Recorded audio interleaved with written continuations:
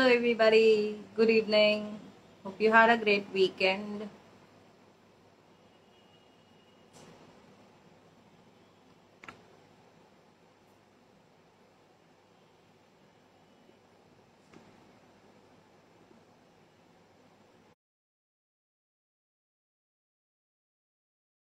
We've just sent out a request to Ajay to join. We're waiting for everybody to join.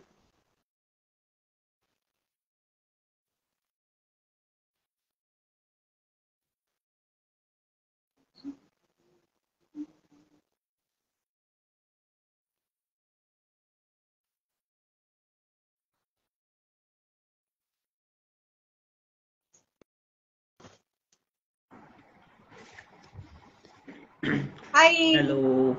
How are Hi. you? I'm good. How are you? Good, good. How's the weather out there? Is it raining?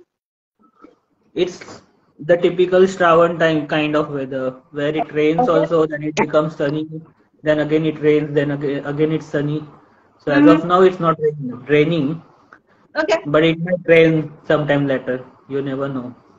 I just drove back from Anand and it was raining on and off along the highway. Uh, Mm-hmm. Yes. but not very heavily, but yes, we do have rains at least. Yeah. Hope you had a decent journey. It was a beautiful drive. It was a beautiful drive. Awesome. Yes. What are you having?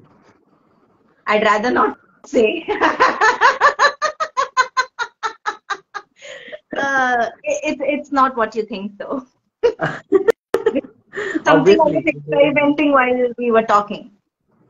No, I thought it's something related to coffee, so I just asked. Oh, no. No, Uh, it's not coffee. There's no coffee in this. I'm having one. Which one are you having? It's a new coffee which I have got in my collection now. Today itself, no. Yesterday I got the bag. Hmm? Today I got it roasted. Is this the bag that you were downloading, like offloading from your scooter to your house yesterday? Yes. You So want this is to like tell us which one is it, or is it still a secret? I'll release it soon. Okay. All right. I think we have a few people who've joined in, so we can begin. The rest can keep hopping on and off. So, Ajay, who you are? What do you do? Tell us about yourself. Hi. So basically I am a coffee taster Mm-hmm. and I do most of the things in coffee industry related to quality. I have been in coffee industry since almost 8 to 9 years. I did my postgraduate diploma in coffee quality management after my post graduation, and then working for 2 years in a biotechnology field.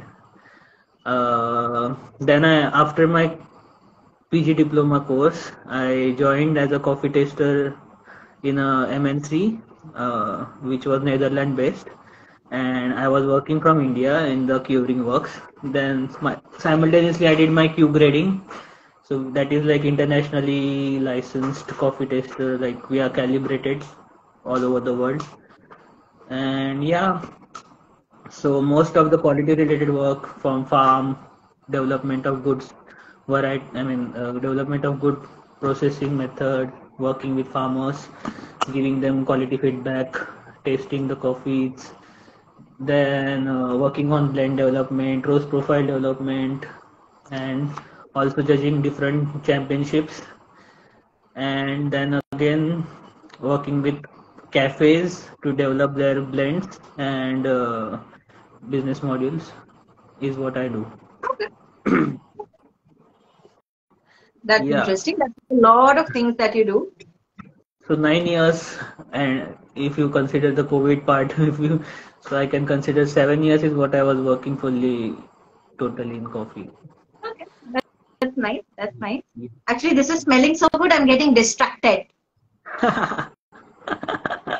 This is also This is smelling. basically a blend of different things. I just toss them in. There's some lemon chong in it. There is something that what do I say? A brine in it, something that I'd used to ferment something else. So I just picked out that brine into this. There's a little Mm-hmm. tonic into this, and it smells very Mm-hmm. good. And there's a few other ingredients, some botanicals that I tossed in, but it's very good. Nice. Yeah. Awesome. All right. So now that we know that what you do you have a count? How many competitions, championships have you judged till date? You can consider I'm in competition scene from 5 years, 2017 onwards. So Okay. almost you can say I did uh, almost like 17, 18 different types of competitions I have judged, Hmm. including like 4 to 5 different regionals of Aeropress Championship, then Barista Championship in 2 different regionals, Okay. and then semi-finals. Okay. Then again consecutive 2, 3 different locations in Aeropress Championship previous year, like 17, 18, 18 and 19. Hmm. Then Qatar Aeropress Championship, which was held in Qatar, Doha. Then Okay. I did judge IBL, which is Indian Brewers League in Pune, which is like a new concept coming on as a championship based on manual brews and cold brews, uh, Hmm. mostly manual brews. Then I did Flavors of India, which I am doing since 4 years. It includes physical and sensory analysis of different coffees which are sent by farmers, and farmers compete in this championship for getting good coffee, or getting good championship name, or I mean, winning after winning the championship they get a fame as a estate branded coffee. So that's like Okay. farmer based uh, coffee championship. Then I have judged Expressors Championship of McCafe, which recently was held in April. So the Okay. top six contestants will be contesting in the National Barista Championship. Then National Barista Championship, as I said, I have done. Soon I'll be doing latte art, and also I have judged other few competitions like home brewers coffee tale and Hmm. different championships. So So we I have can lost the count. safely say that at least the total number of championships you judged till date runs into at least a two-digit number, a sizable two-digit number. For sure, 17, 18, definitely. Yeah, yeah. And you were very kind enough to provide us with a whole list of everything. So I'm going to ask you one by one what these are in case there's somebody in the audience who doesn't know which one these are. So what's an AeroPress championship? Aeropress Championship is a casual but then slightly technical championship where you work on your recipe, you work on your, I mean, different parameters like grind size, the brew time, then the where the coffee is common. Like you get same coffee, every contestant gets same coffee, and the only equipment which will be used will be AeroPress, and they have to work on the recipe, and the best recipe which comes out uh, will be winner, and the national champion will be representing India in World Championship of AeroPress. So this is So exclusively to AeroPress give a little Championship. primer here, there are coffee championships that happen where anybody, I mean, you don't have to be a very big level expert for this. Anybody can participate.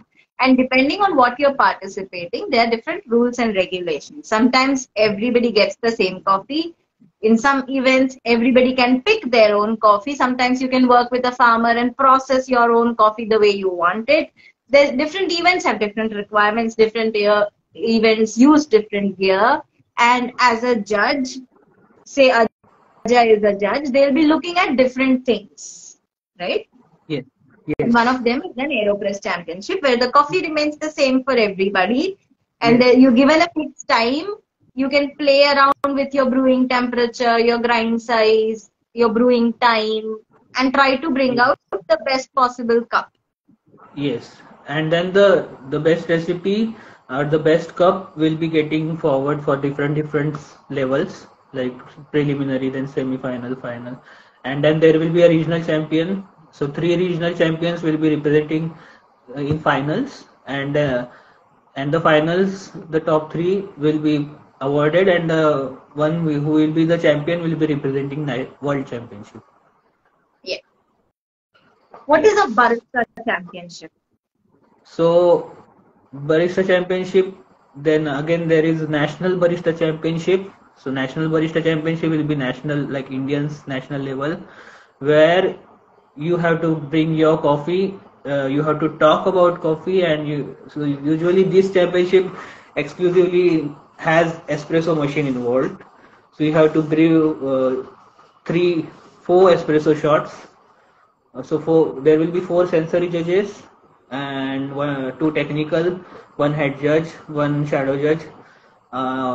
In that, the barista is on the focus, and barista will represent his skills, and he also will, he or she will talk about coffee. So basically, what is important is that coffee should be highlighted in this championship, and the barista should use his skills to justify why he wants to showcase the coffee at this stage, at the national stage. It Mm-hmm. has some special characters and all, so he has to talk about that and all. He has to pull a very good espresso shot. He Hmm. has to make a milk-based four milk-based beverages, which will be similar to four sensory. Then he has to mix different flavoring agents or some ingredients to make a signature drink with the same coffee or whatever coffee he thinks will justify the thing, and he has to enhance the espresso with all the ingredients. So majorly the focus is on the coffee and the barista in this championship. That's why it is called National Barista Championship or World Barista Championship. Here also same, there are regional championships. Then again the semi-finals and finals, and the national champion will represent India as a contestant for World Championship. So you can consider this is very similar to World Cup, which is happening. So if someone is So for national coffee champion is, drinkers. yeah, so if, yeah, that's what. So if he is a champion for national, he should be treated as a sports person for World Championships, World Cup. So how World Cup cricketers are treated, I think he should get that kind of treatment and facilities or something from Mm-hmm. different organizations as he is going to represent India, and if he wins or if he is whatever being done, he is anyways in showcasing Indian uh, thing, like Indian.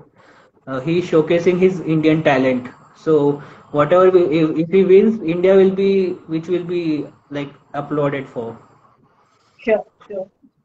What is a Women Stars Brewer Skill Championship? That's very long name. So this championship is basically organized by NGO of which is working with the women's in the farm. So Mm-hmm. the women who are working in coffee farms go through different hardships, and this is like international body which takes care of the women and supports them. So it's like what we call a championship where also they want to promote the women in the coffee industry. So this also has a world championship and has a national championship. Okay. Uh, so, and there you have to make one AeroPress brew, and there will be three sensory. Then there will be one head judge, one technical, one score timekeeper, and shadow. So here also you have to make one AeroPress, and then we have to make another any brew. So that this sea brew is called, the AeroPress thing is called sea brew, and then the another beverage which will be prepared will be called sea beverage, where you will be mixing, you will use any method for brewing coffee, and you will use any different ingredients to make a signature drink out of it. So the best tasting AeroPress and beverage will, and the person who is doing the thing properly, hygiene, all parameters, will score higher and go to the next levels consecutive. So this is women eccentric event where all the Women baristas centric are event. yeah, yeah. So all the participants will be women in Okay. this. Yes. Okay. And you mentioned Indian Brewers League. It focuses on pour overs and cold brew. What is that? What is Brewers League? So this is a new concept which has been developed. We are looking for opportunities to work with, I mean, at the national level, to bring other brewing championships in India. So this is one of the trial based you can consider, which will further, I mean, develop a base for the participants to participate in Brewers Championship. So like how World Barista Championship happens, there is World Brewers Championship Brewers also. Cup. Yes. Yeah, World Brewer Cup. So there you will be using different drip method or immersion method to extract coffee, and you will be serving it to the judges. But then that is very technical, the World Brewers Cup, and this one is a casual one. So this, yeah. So this is like the judging format is similar to Aeropress, where same coffee is provided, and I mean the contestant should work on his recipe again. He has to use his own. I mean, he has to bring any of the drip method. Uh, so they have considered that there should be only drip method used in it, not the immersion one. So Okay. drip method, they can bring any of the equipment and they can work on the grind size, brute ratio, temperature, and same like Aeropress, So I they can will be bring pointing on anything the, from a V60 to a Kalita, an origami, or maybe the Kalita tall, the yellow one, the small single serve one. yes, Anything that has a drip factor, right? yes, but then there should be no immersion happening. So they have to Okay. work on the drip method basically.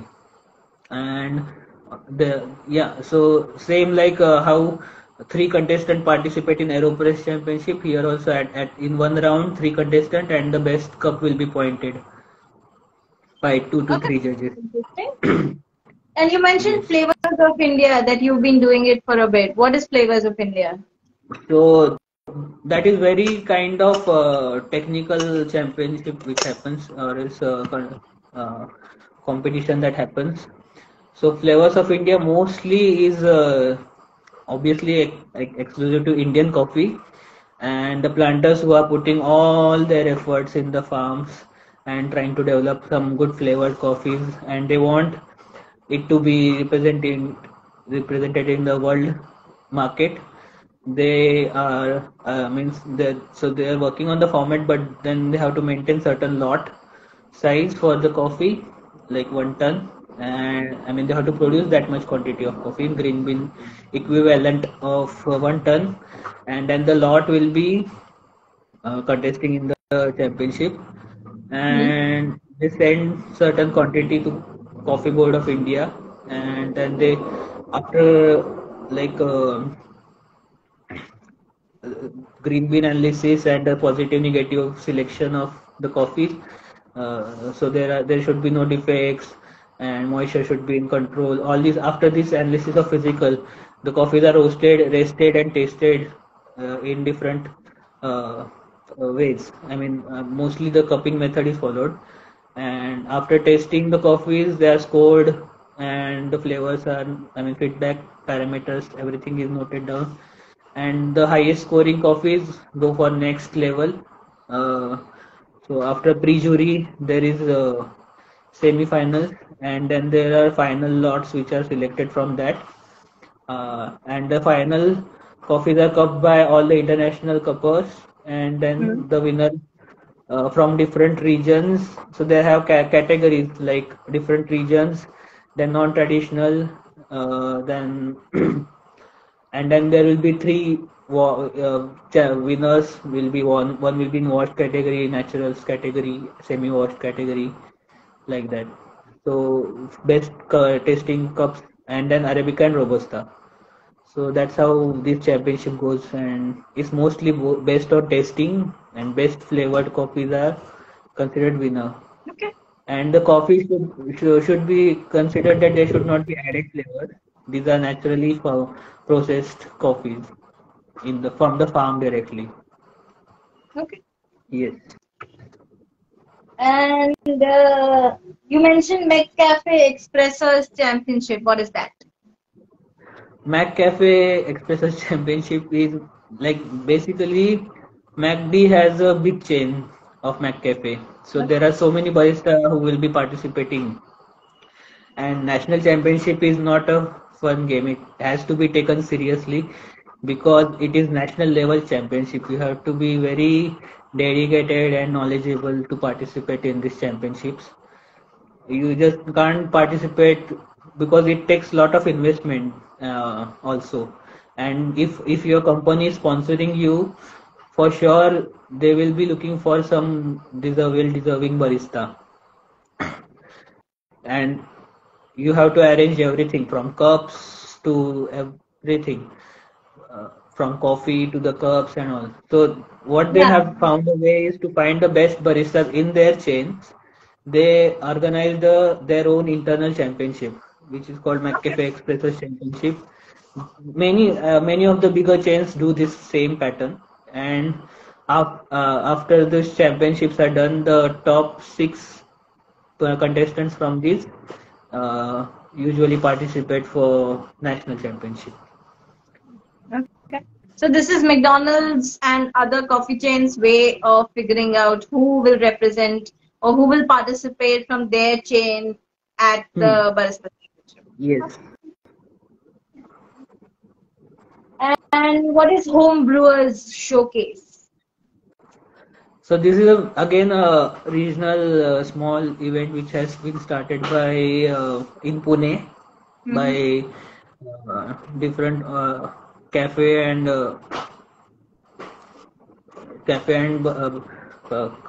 people like Anish, homemade barista, and Eka Coffee.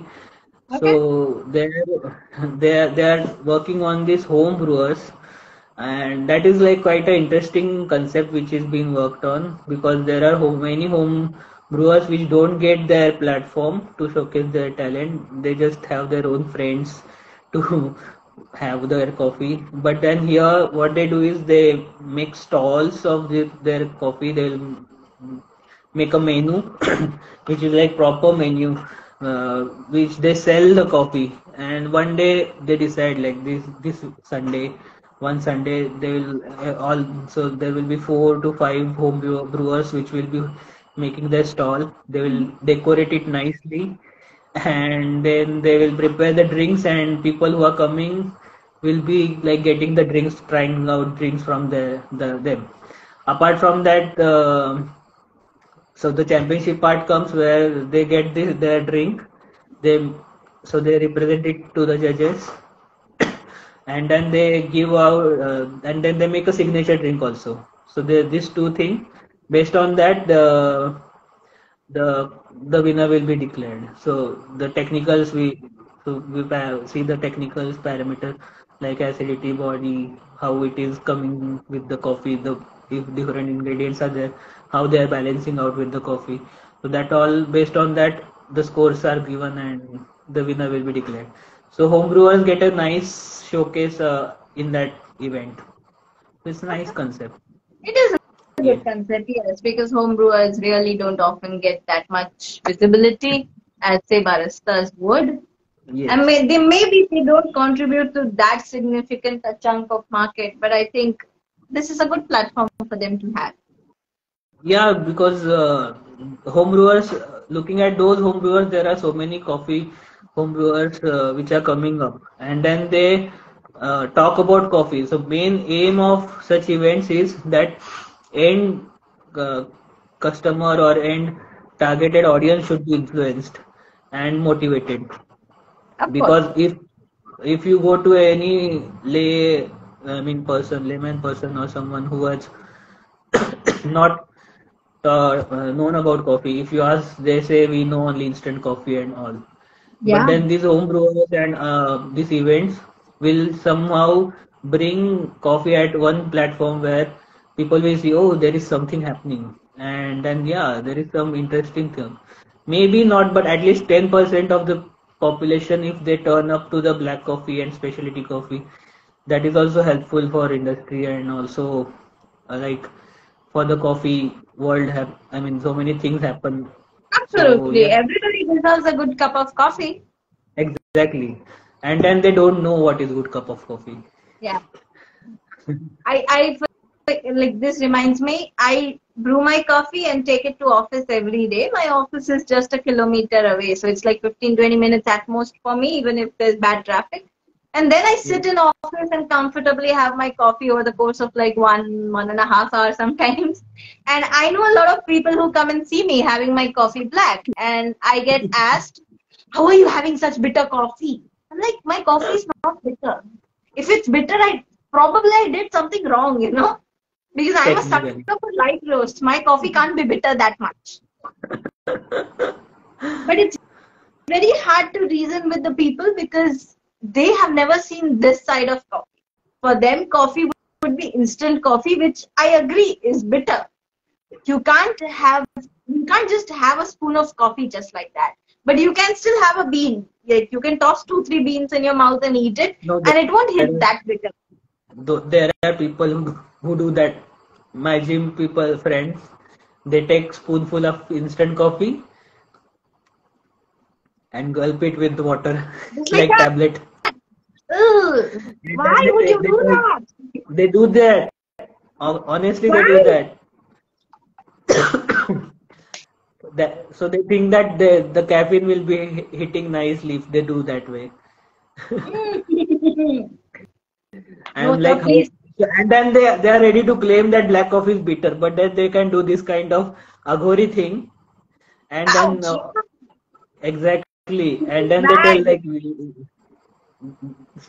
Coffee is they take it like a a beautiful thing. tablet kind of Why do you thing want to do as a that? pre-workout drink for caffeine hit. Oh, yeah, yeah, yeah. And like you My can gym nicely trainer brew once told me. a pour over takes hardly 7 minutes, 6 to 7 minutes to brew and finish. Yeah. You do an aeropress that's even quicker, actually. Yeah, depends. Yeah, that's what. But then they don't want to do different things. This is simple, na? Take out instant Oh, I coffee, have put it in friends mouth, who are like, if drink it you up are with water. brewing, then I will drink it, but I will not do all the things. Like, what is this? So, how is this even something you do? If I'm brewing, you'll drink, but if I'm not brewing, then you're going to instant coffee, really? This is no logic. Exactly. There are my friends also who do that. Yeah. There is one of my friend who is a fan of continental coffee. So if Okay. I brew black coffee, then she will have, or else she will ask me to make a mocha pot, which she will mix Uh, with milk. Or else she is very content with in a continental ka those spoon in her milk. Definitely. Okay, and the most interesting thing, what is the latte art championship? Ah, latte art is more about art. Which So are so we having latte art. artists as judges? So basic promotion of coffee, like coffee industry started because of latte art. Mm-hmm. Because first thing you notice, if you are nothing but coffee, I mean, you are not interested in coffee, but whatever you see or you are noticed is the latte art which happens on the cup, and mostly the I mean free pours which the videos are very viral on YouTube also, and people who do that different kind of complicated art work on the coffee with hatching and all, um with chocolate and different colors is Mm-hmm. what has become a professional thing in cafes, and that is like a first impression of coffee. If you are served a nice latte art coffee, if you order a latte and if you don't get a latte art on it, you are not that happy. But then if you are like if you order a latte and you get a very nice latte art, very complicated with and sometimes hedged also, and which is like warm and hot and nice Yeah. to drink, that impression will help enhance your perception about coffee also. You will take some photographs and post it, that will help the cafe also to promote themselves. Yeah. So for that reason the latte art was very famous, and latte art is main thing which people are like there. I got so many inquiries being in Ratnagiri also. I mean, as a small town, there were so many friends of mine who were asking me if I can teach them latte art without machine and all. I said we can do that, but then you need certain equipment for that, like different You'll at least French press need and to pull an espresso shot and you'll need a milk frother, right? yes, These are the two but very then basic things that you need. they don't know that milk is heated in certain way to make it frothy. Yeah. So If that's the thing. you're So if you're but then very used to it, maybe you can try the milk frother stick that comes. yes, If yes, you that happens. So if I you had know organized what one you're doing, workshop. you can try. Yeah, I had organized one workshop here in Ratnagiri where I invited one of my friends, Siddhant, and we did this how to make a latte art at home. So we had done this how with French press and a pitcher and a cup and a mocha pot. How can you make a coffee with latte art? Okay. And mostly this so there were so many 2 3 friends of mine who were like they wanted to impress their girlfriend to Ouch. yes by making that latte art. So they were asking me how can you make that latte art. At least they wanted to learn hatching on instant coffee by making that dalgona. Oh. So See, they were nobody asking ever me did this we for me. can teach us how to make that instant coffee ka dalgona Uh, feti hui coffee, and then there is a foam layer on top, right? yeah. So with chocolate sauce they wanted to hatch on it. Ugh, okay. Okay. So that so, so No guy that's ever one did this thing. for me. So they wanted to impress their girlfriend. That's why they wanted to learn latte art. But Free that's course is a like out good of question. thing. You're putting in that effort to do that. That's a good thing. Exactly. So that's why there is a championship, na. I know one Like, not champion. everybody participating in One, a championship would be wanting to impress their girlfriends. Come on. I have seen one latte art champion. He is very young, and I think Hmm. so. He got a girlfriend after he became world champion. Oh my God. See, that is interesting. Because my next question is why should one participate in these coffee championships? And I think this is a very, very good reason. Yeah, obviously. See, main reason I told you, like the main reason why these championships are there is for awareness and visibility. Yeah. Awareness about specialty coffee plus coffee as a beverage and a good tasting coffee. You don't like coffee because you didn't get a good cup of coffee in your life. Is my, I mean, if anybody asks me that we don't like coffee, we don't like black coffee, I tell that is your unfortunate thing, and also my because I couldn't expose you to this kind of coffee which I have been having since 9 years, 8 9 years, Yeah. and I mean, so partially we are also responsible, partially they are also responsible for their negligence, or else the gap between the consumer and the coffee supplier or the coffee cafes and the cost and involved and all. But then Yeah. so basically this championship at least helps catalyze the situation where industry gets slightly upgraded. At least the so before barista championship there was not much focus on coffee quality, there was Okay. not much focus on how the hygiene should be. If you see the Mm. score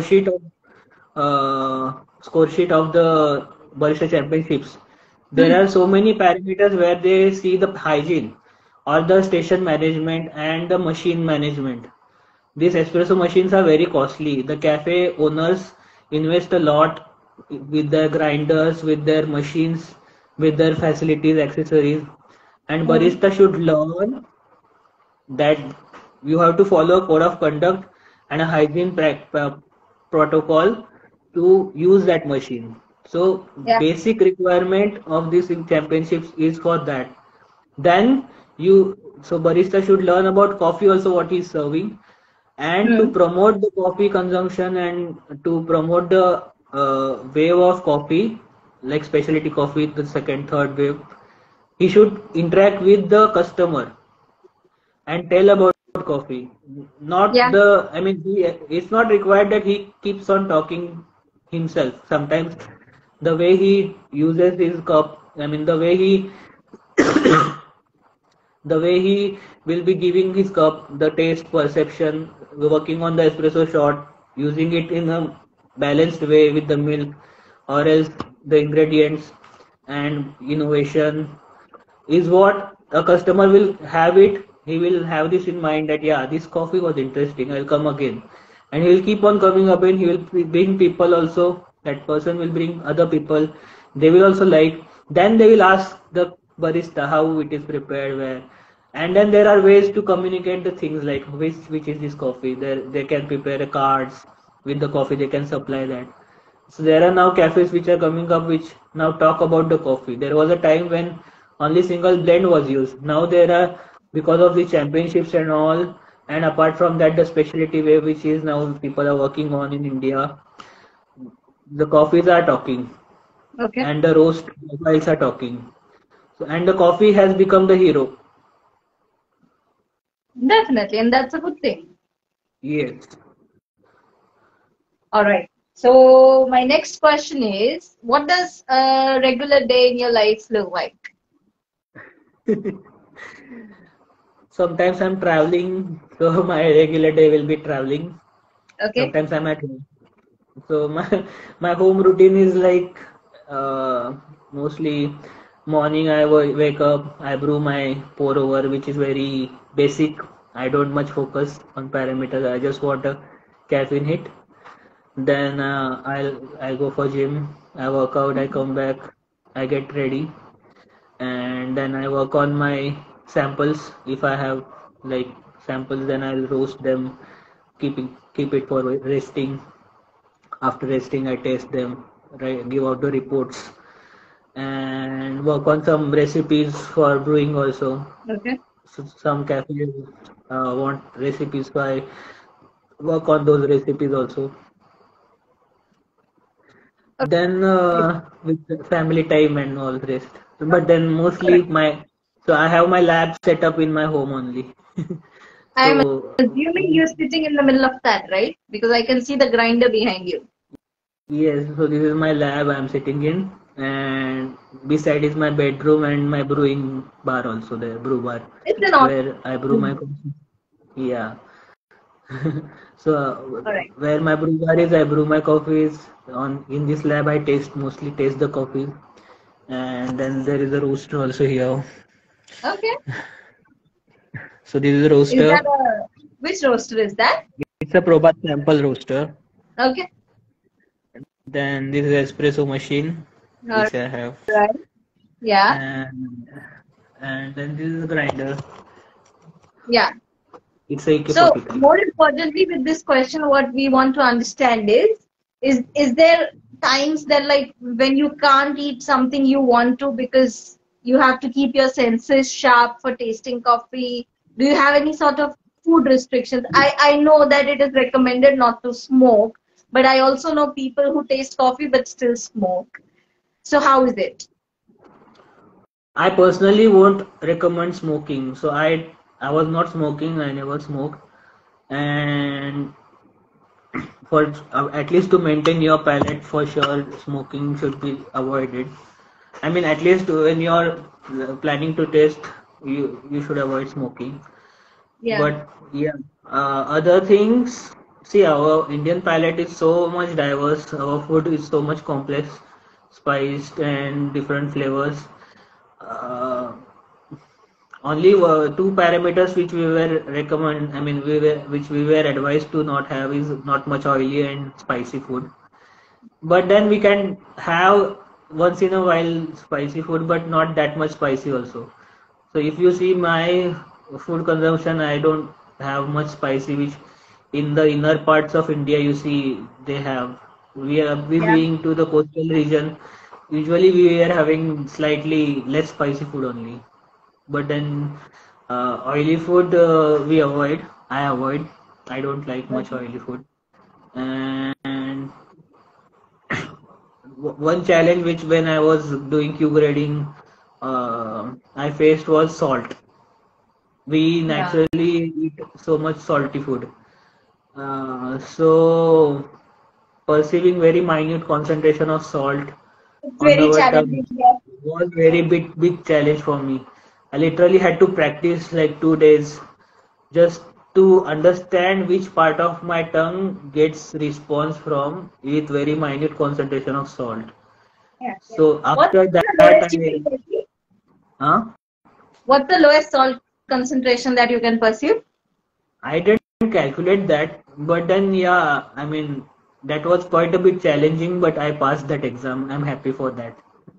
So back when I was studying, I'm not a Q grader, of course, but I've had a whole semester of sensory training. So Okay. that's like 6 months of complete sensory training that I had. And in that, we had to, like, of course, the beginning was doing salt solutions and sugar solutions. And the concentrations can go to as low as like 5%, 4%. And perceiving that is very hard, like Exactly. really very hard. So it was a lot of Exactly. practice that I took to understand, because sometimes at 5% concentration, you really cannot figure out whether you're tasting sugar solution or salt solution. That can happen sometimes. Yes, yes, yes, definitely. I So mean, another right thing, now like when I say it, if somebody's not done it, they'll be like, how can you not understand the difference between salt and sugar? But just try doing it. Put like 5 grams of salt in 100 ml of water and see how much of a difference that makes. It doesn't. obviously, like for me, again, sugar also was an issue to perceive. And there are people who consume lot of sugar, their tongue becomes very Because resistant to get sugar. it, yeah, because you're used to it. Yeah, that's what. So you can't taste minute concentration of sugar also. So to do that, have cut short my sugar consumption. I usually avoid direct use of sugar in anything. If any Yeah, sweet or dessert is served, I have. Means I can't say no for that or something.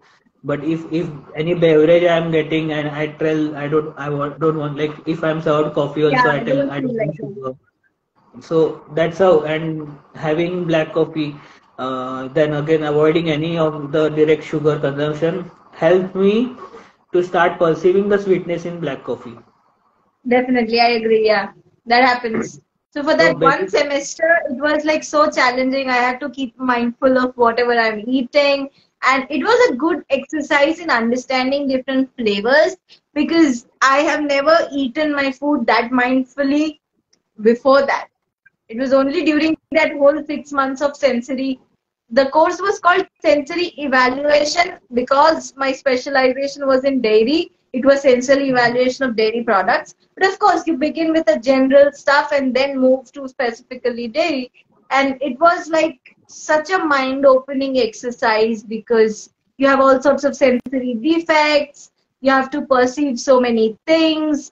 Like, there are times when you're given just a cube of paneer or one gulab jamun or two gulab jamuns, and I have written like 2 3 page long organoleptic reports on that, because there's so many oh, factors to consider.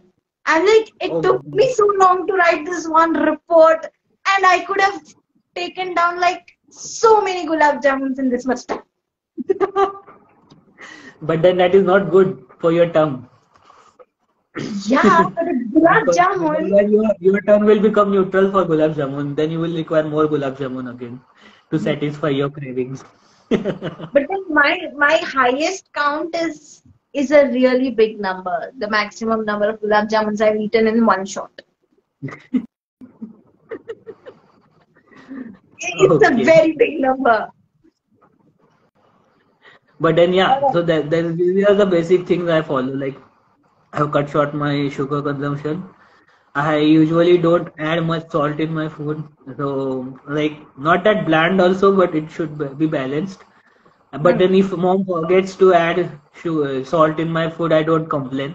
I just have it because I want that less sugar, salt for our health also. Less salt consumption Healthy is good. stuff, yeah, At yeah. least to control our blood pressure and things, salt is the criminal. So like I don't complain that my food is not salt, doesn't have salt or else. So that's one thing again. Then I avoid oily and spicy food.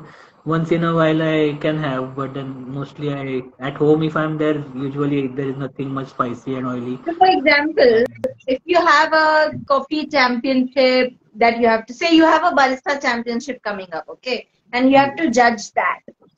Say it is on Saturday, mm, next Saturday, okay. How many days before, can you have a nice spicy pani puri?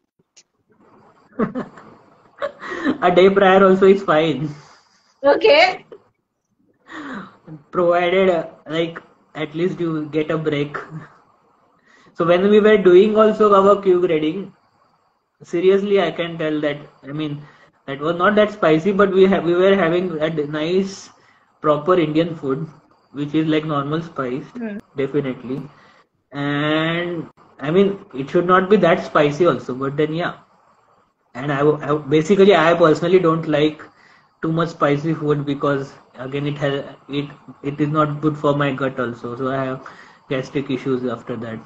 So I avoid that. But yeah, I mean, that is actually a positive factor of our Indian food and our palate because being Indian and having all the complex flavored food and different types of flavors helps create memory Yeah. and we can differentiate different flavors easily. I mean, that is like I am being too much exaggerative or else being too much modest.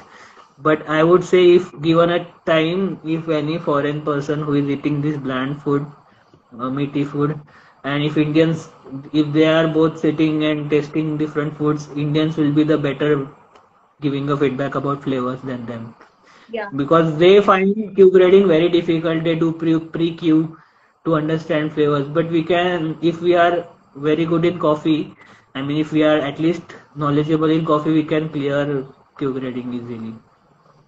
Because I think we also have exposure to so many different flavors, That's right? what I'm telling. Yeah, Our food is so diverse. exactly. Tropical food and fruits, what we have, they hardly get to have them, and then that's the Yeah. reason we are good at tasting. I mean, that's being modest, but yeah, that is what I No, think. it is. Yeah.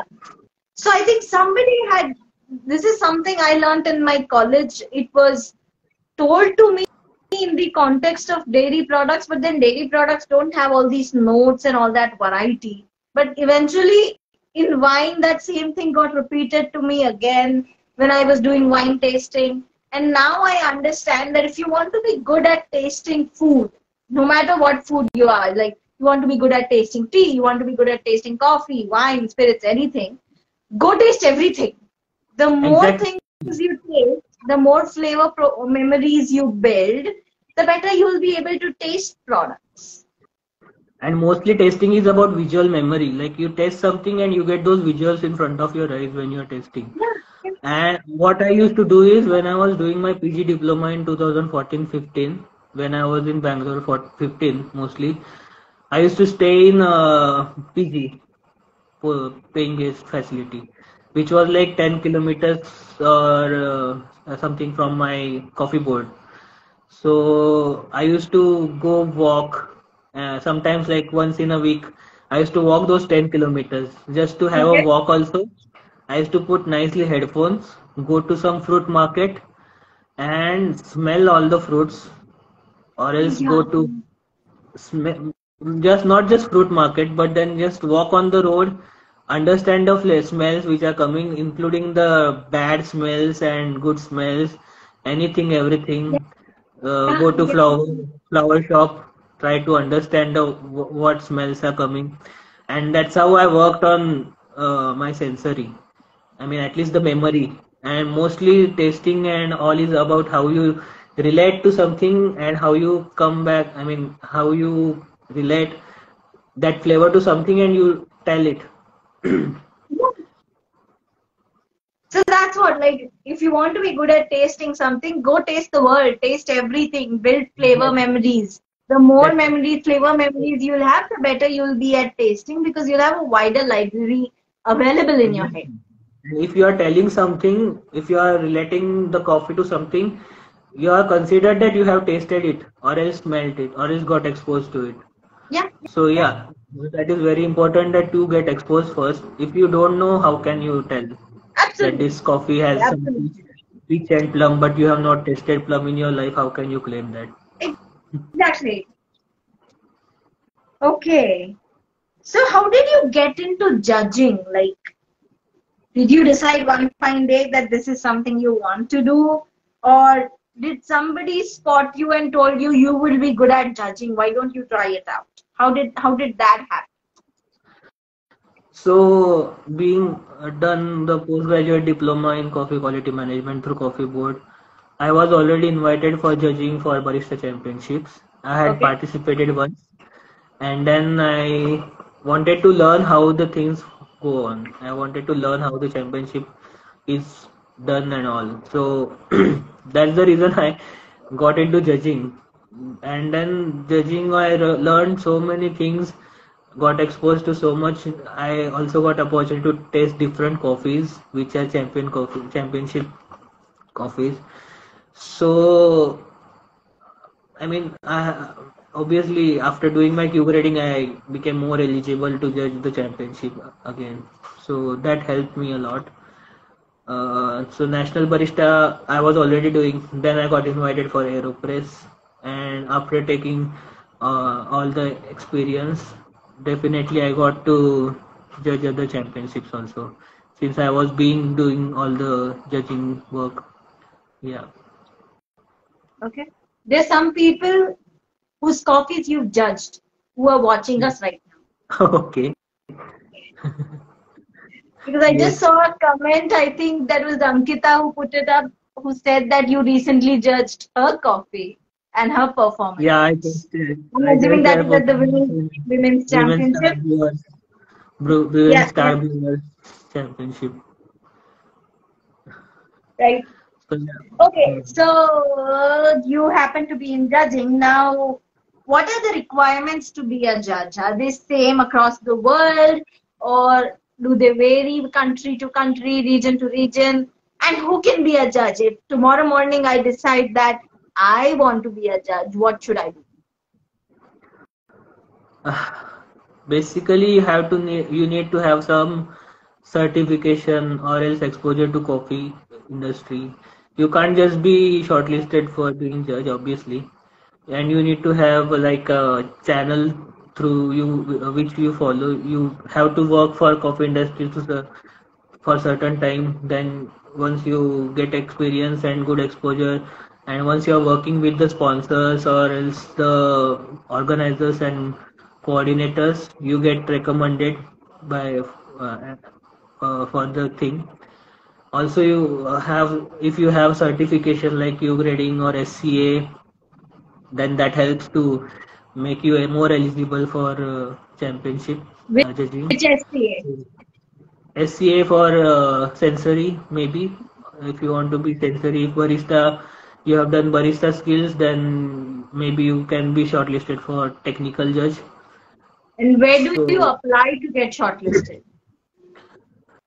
to the organizers, you have to send a mail telling that this is all what I have done in the industry, and if I can judge, I mean, it would be nice. So they can call you back for sure.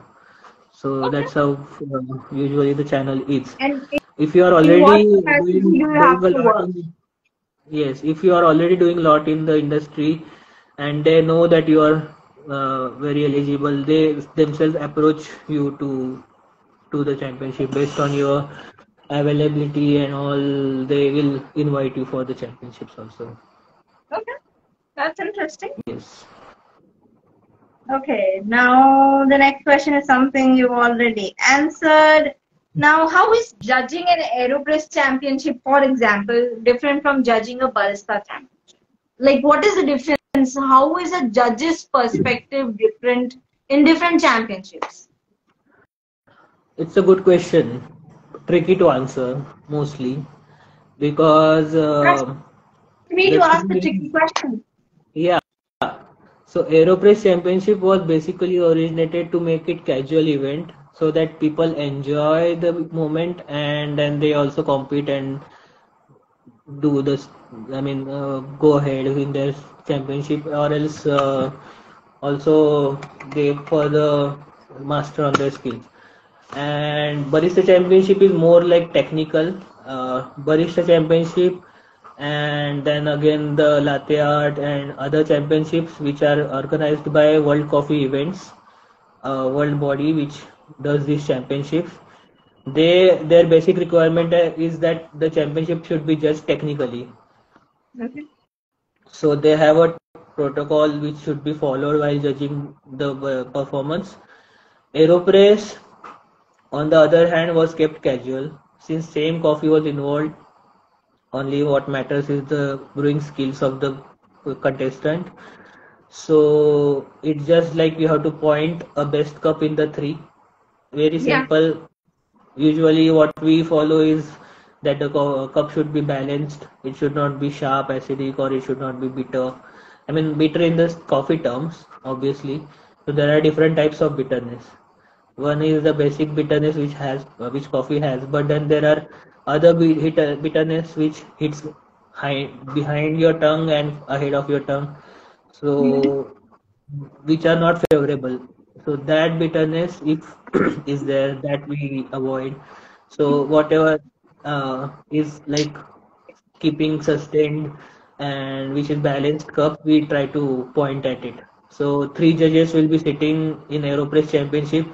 They will have their own perception about coffee. They will have it, and then they will point at the best cup which they feel. Also, I mean, there is not much techniques involved in it. They just have to taste it and point at it. That's all. Yeah. So in an Aeropress championship, because I've participated in this, I can tell you, Hmm. there's no Hmm. notes you're making, there's no Yes. observations as Yes. such. It really doesn't matter how I'm dressed, or if I'm confident, or how I'm talking, or if I have Hmm. a story to tell. That all doesn't matter. Or if you are It's just drunk, also it those doesn't matter. 5, or I'm drunk, yeah. So for 5 minutes, I have to make that coffee. I should have 150 ml of coffee in my cup. It should be warm. And I think that's about it. Exactly. It really does If not if matter if, if beyond it's that. served hot Whereas the also, Barista it's not an Championship issue. is very different. So that is very technical championship where you they like we dissect that espresso shot in the parameters which are like acidity, sweetness, aftertaste. In tactile, we see the body, the texture, the finish. So we'll literally point out everything, and then the flavors. And barista himself has to mention the flavor notes which he finds. He should be thorough with those flavor notes, and then again he has to talk about it, he has to present his skills, and we'll literally dissect every parameter of that coffee and we write it technically, including the comments for the feedback of barista after he comes for debriefing.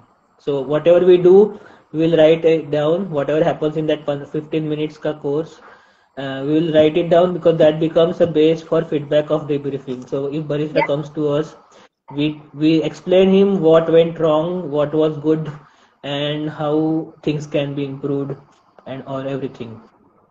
Yeah. Yeah. So I've seen Barista Championship happen in Vietnam, and that's a pretty Hmm. high pressure event. Like you picking your own coffee, like which coffee you want to brew. You're brewing your coffee, you're talking, Yes. you're engaging with the judges. You decide what cups you serve your coffee in, and you bring those cups. Yes. Whereas in Aeropress, you get that same cup, right? Everybody has Yes. that same cup. Barista But then your recipe. championship, you have to Yes. arrange that. You have to talk about it. You have to figure out what is your signature beverage, which is not an easy task. Yeah. So ultimately, what is aimed in this championship is like barista championship is highest level of customer experience is what is expected. So if you are Yeah, sitting in some fancy hotel or a fancy cafe, and you are a barista, and you have some people who know something about coffee, so a customer should be treated in the same way they are treated as a judge, as we are a judge. yeah, And from serving water to the hygiene to how they speak and the coffee they're talking about, how it was sourced, how it was roasted, how it was, I mean, why did he use the same recipe to pull the espresso shots? What espresso shots has flavors, how the tactile is, how the flavors are, what acidity, everything barista has to talk. Then if milk is there, why he is serving at this temperature, what what impact will the coffee do on the milk after it comes in harmonious balance, whether the coffee is in harmonious balance or not. The signature drink, again, the ingredients which are coming, why he has used, he has to explain why he decided to use these ingredients. He can't just tell that my coffee tasted good because that's why I use these ingredients. My coffee has these characters, and those characters I wanted to enhance or highlight, and that's the reason I use these ingredients to enhance that customer experience, and that's what is Yeah. expected as a judge for from us in those championships. So it is more of technical based, and as I said, highest level of customer experience is what is expected, and the highlight of specialty coffee. Yeah. So, what is judges calibration? So basically, if you are like shortlisted for being a judge, you have to go through calibration. And calibration, is, as a word defines, is like coming to the same level where others are, right? So to calibrate is like if you are calibrating your machines, you are calibrating with some standard machine, right? So we as a sensory or else technical or whoever is judging, they need to come at same level of where international standards are, at least somehow somewhere. And like how in Q grading also we were calibrated as an international standard, here also we need to get calibrated as an international with the international standards, where they will tell how the course goes on, like how the competition goes on, how you have to be, I mean, how the scoring happens, what is acidity, how much is good acidity. Then they will, so in calibration, you are like literally calibrated. So you are served two different shots. One is very sharp acidic and one is balanced. So you have to judge it and then score down how much. And then you have to fall in the scoring range of head judge or else the international jury which is coming. So they will conduct this calibration event where you will be made to taste espressos, then milk base, and then briefed about the event. And important thing what we are taught in this calibration is how to behave as a judge, Okay. because there is a contestant which is standing in front of you with a lots of hopes, and he is nervous, or he or she is nervous, and also he or she is like stressed and anxious, and we are the judges who should make them comfortable with their performance. That's how they will enhance, I mean, improve their skills. If you make a poker face, obviously the barista will be discouraged. Okay. So, so then you should shake your hands. You should smile at the barista. Then Okay. you should talk. I mean, not in the performance, but at least like before performance, at least wish them best luck. Okay. Then, so basic code of conduct. You should not make any faces during testing. That's the basic thing which we learned, like when we did our course also. If you are testing any coffee, don't make any faces. You should have a neutral face or else a smile, because, and then you should be eyeing the barista. If he is talking and eyeing at you, you should also eye back and smile, be receptive, and then shake hands, follow the instruction of head judge. So Okay. head judge will be guiding you in all the things. So if he tells you should be very attentive when he is there. Then how the deep, I mean, also calibration happens after the performance. So after every performance in this barista championship or else other championships like women star brewer, then latte art, there will be a discussion happening.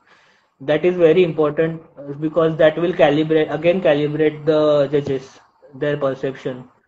So if there is some, because head judge also is continuously testing the coffees and he has also noted down the parameters. So if someone is out of calibration, he will help you to come down or come up for the scores. You have to justify why you scored down or scored very high. So these all are what are required, because ultimately the important person in this championship is the barista, and he has lots of hopes from the event, from the, I mean, whole championship happens for the baristas, and we want baristas to come every year, participate, win the championship, go for world championship, and bring back the world championship trophy. This Okay. is the ultimate aim of this championship. So we are judges because we are neutral and we are calibrated, right? And we want these championships to be judged fairly, without any bias, and we should behave in a certain way where the baristas are not demotivated. We have to write all the scores and feedback properly, nice and legible, so that if a barista gets the score sheet, he gets it and he can see the analysis and write, I mean, take the photos also. And also, so we have to write the score sheets very legible, nice, and all the feedback which is required should be mentioned in that score sheet. So majorly we do is what is lot of writing happening in the thing, and that is like a feedback for the barista.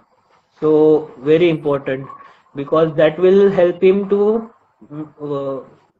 whatever mistake he has made, he will work on that and come back in next year. And we want baristas to participate every year, because if he wins, obviously he will get the chance to go next level ahead. And so we are like that standards for the, uh, so calibration basically helps to understand the code of conduct, the behavior, then uh, then the obviously the scores and everything, and how you have to write the score sheet, everything basically, where Okay. barista is at the focus and the coffee is at the focus. Okay. Yes. All right. Is there someone who monitors the judges? Who?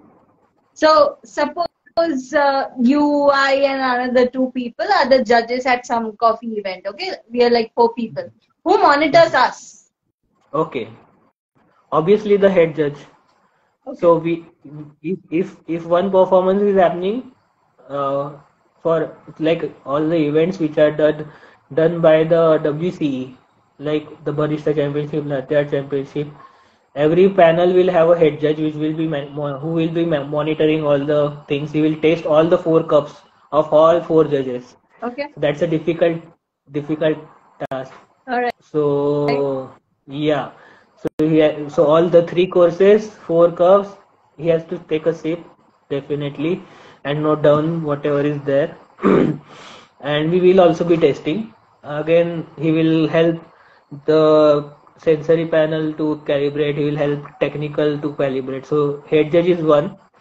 Then there will be international jury which will be coming. So they are the one who will authenticate that whoever has been the champion of, I mean, national champion is eligible for World Barista Championship, because he will put a recommendation for the World Championship body, uh, where they will be allowing him to participate for World Championship. If there Okay. is no head international jury from WCE, World Coffee Events, then the champion won't be eligible to participate. So he will be monitoring everything, he or All right. she. So everybody is accountable, and there's a lot of transparency in the process, is it? The score sheet is very strong, that every parameter or every second whatever happens on the stage is noted down, recorded, that there is no chance of mistakes happening there, provided they are followed in a way. And what is your favorite event to judge? That depends on the performances. But then, yeah, I mean, it's not, there is nothing like favorite event for judging, definitely, Okay. because all the events are hectic. because you have to run, you have to taste coffee. There are good coffees coming, there are bad coffees coming. Most of them are bad. I mean, I'm waiting for that moment where I'm like I mean that's like a dream come true wala event where I mean I get to taste at least 70% of the coffees which were like fabulous, and I was confused which I should score higher and which I should score lower. Okay. Okay. I mean, that will be happening when baristas become serious about these events. So many of these participants are just casually participating because they want to participate and try out the things. But then it becomes hectic. Majorly, the what unfortunate things have happened are like the barista participated, had a wonderful coffee, had a wonderful presentation, but he exceeded the time. Out. Um, yes, I That, for mean that they this get has penalized. Yeah. this has happened with no matter barista championship and Aeropress also. So we got to taste one in Aeropress also. That cup was very good. Was I mean, if we would have he would have finished in time, we would have pointed that cup. But then just because he exceeded time, we couldn't because he was I also disqualified. know times when the cup has been very good, but it has not been 150 ml, so Yes, yes, disqualified. exactly. So that is And again it's one. not a huge margin. It will be like 145, 146 ml. But Exactly. That's what. So, I mean, that's what the. I mean, his brewing skills is what, right? He has to finish in time. He should manage the time. He should. I mean, he has to practice well. Is what we expect in NBC also. His brewing course, whatever he is doing, he has to practice it like hundreds of times. When he does that way, for sure he will finish it in time in nationals, right? And I again say that it's very serious a championship. I mean, if you go through, for sure you will get a nice exposure of international community also. yeah, So practice, you have to practice well, finish in time, manage the station very smartly, and be presentable and smile and confident enough to finish the thing. Yes. absolutely. Okay. Uh, you didn't tell us your favorite event, but do you have an event that makes you nervous? Obviously, Barista Championship is one which makes me Are you nervous. nervous because you are afraid what you'll get to taste? Or are you nervous because there's so much you have to write and so much you have to talk and explain and everything? What is it? A lot many things, obviously, because it's kind of responsibility which we have to justify whatever we are doing on the stage, and obviously in discussion room, because barista should be one who is like as you say, as I said, is important in this event. So obviously whatever we do is responsible, and it will have an uh, after waves also. So during we have to give feedback, and I get nervous because whenever I sit on that chair, I have to I when the barista raises his hand, I start writing I have to write my notes, and I know that ultimately he will come to me and ask me what went wrong and how how things went. What should I do and all. So I have to give him a feedback. I have to remember. I have to note down, and every second I have to remember. And if you are doing some 17, 18 contestants in 2 3 days, and after whoever goes ahead and one who is lagging behind, you have to brief them. Definitely, you have a lot of responsibility and talking. Most of the situations are handled by head judge, but then also they come to us as a sensory because obviously we are the one who are tasting their coffees. Oh, yes. So yes, so our score sheet should be well legible and completely filled. Nothing should be left. Scoring should be done. So that is very important. So that makes me kind of nervous because it's a kind of big responsibility. Definitely. So Aeropress it's again. more, I think, love.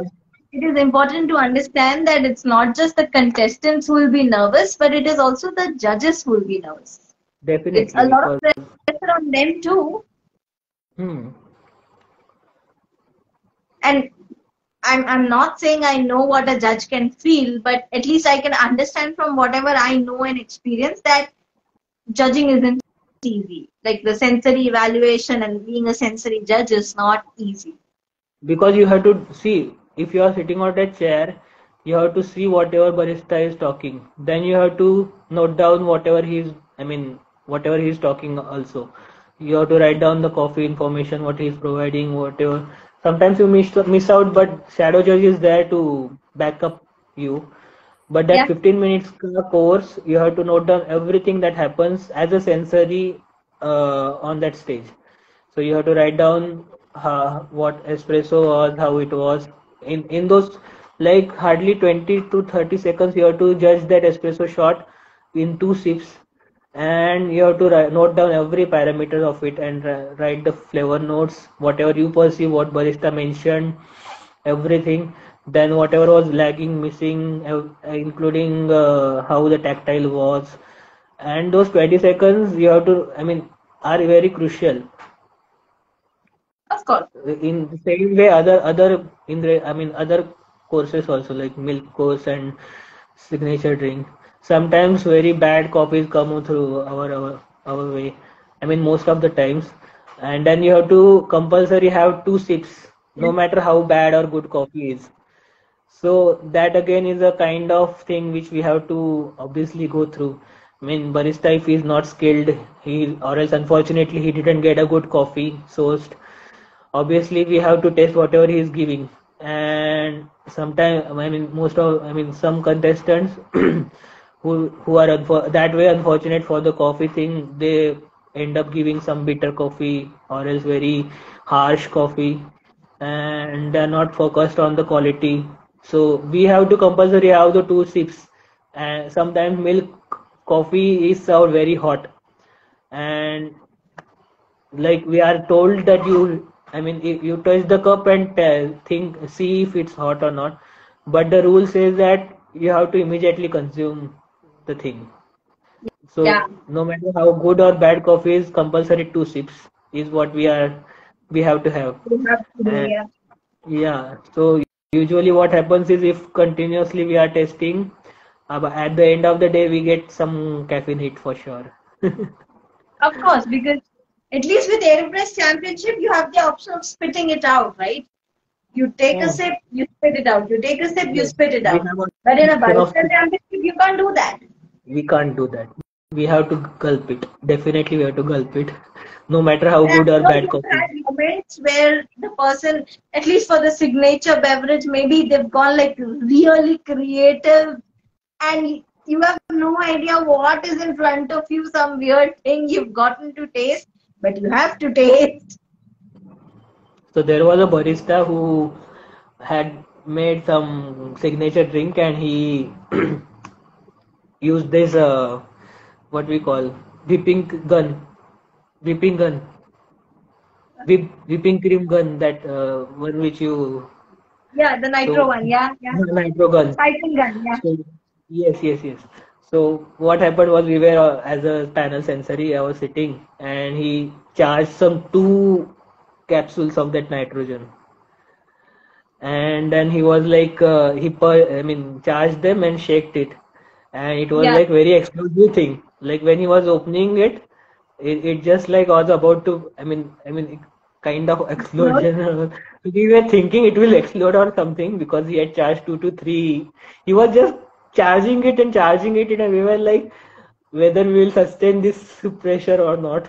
If it explodes, what will happen? Whether so that situation, you have to be neutral on your face. Sometimes some baristas are so funny.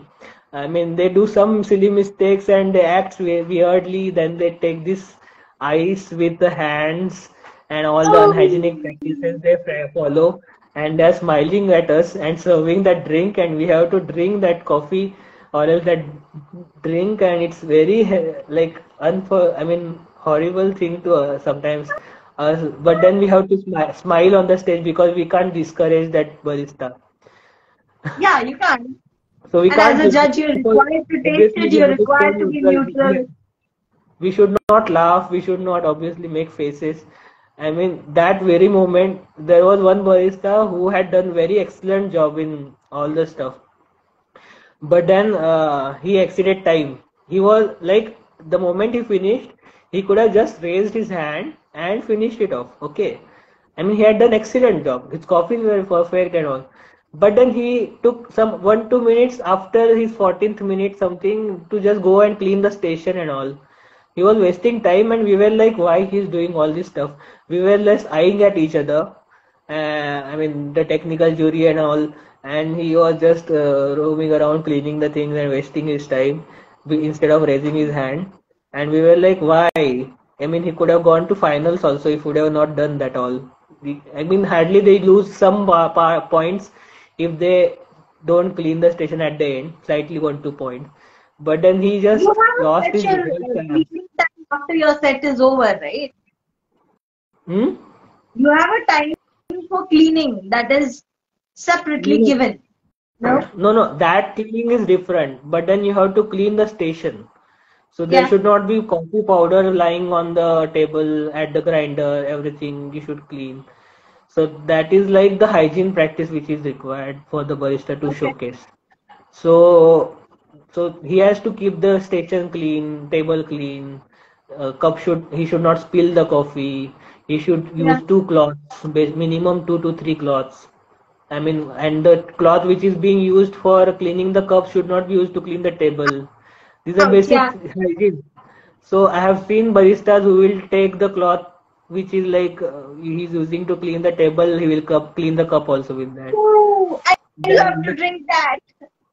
exactly, we are compulsory to do that. Sometimes I see at the head judge, like I just ask him whether should we drink it or That's not. what Then he's we like, we have to. did. That's what, like, I mean, I would say that the bartenders who are well trained will do barista championship very well because their basic thing is like they are very clear. I mean, hygiene oriented presentations they do, right? Oh, So, not I always, mean, but is it okay? yeah. But then I guess they are trained for being like following the hygiene practices. Obviously, Yeah. if he is using his hands and all, and then giving the cup, You can't. holding the cup like this and all, it's not You good can't do that. practice. Yeah. Yeah, you have to hold the cup like this, at least from below. Where we touch, I mean, that should not be touched by the barista and all. Use hand gloves, then use these equipments which are available. I mean, you should not. I mean, see, you can do n number of things, but if you're not hygienic, then what is the use of whole thing? It is Yeah. waste.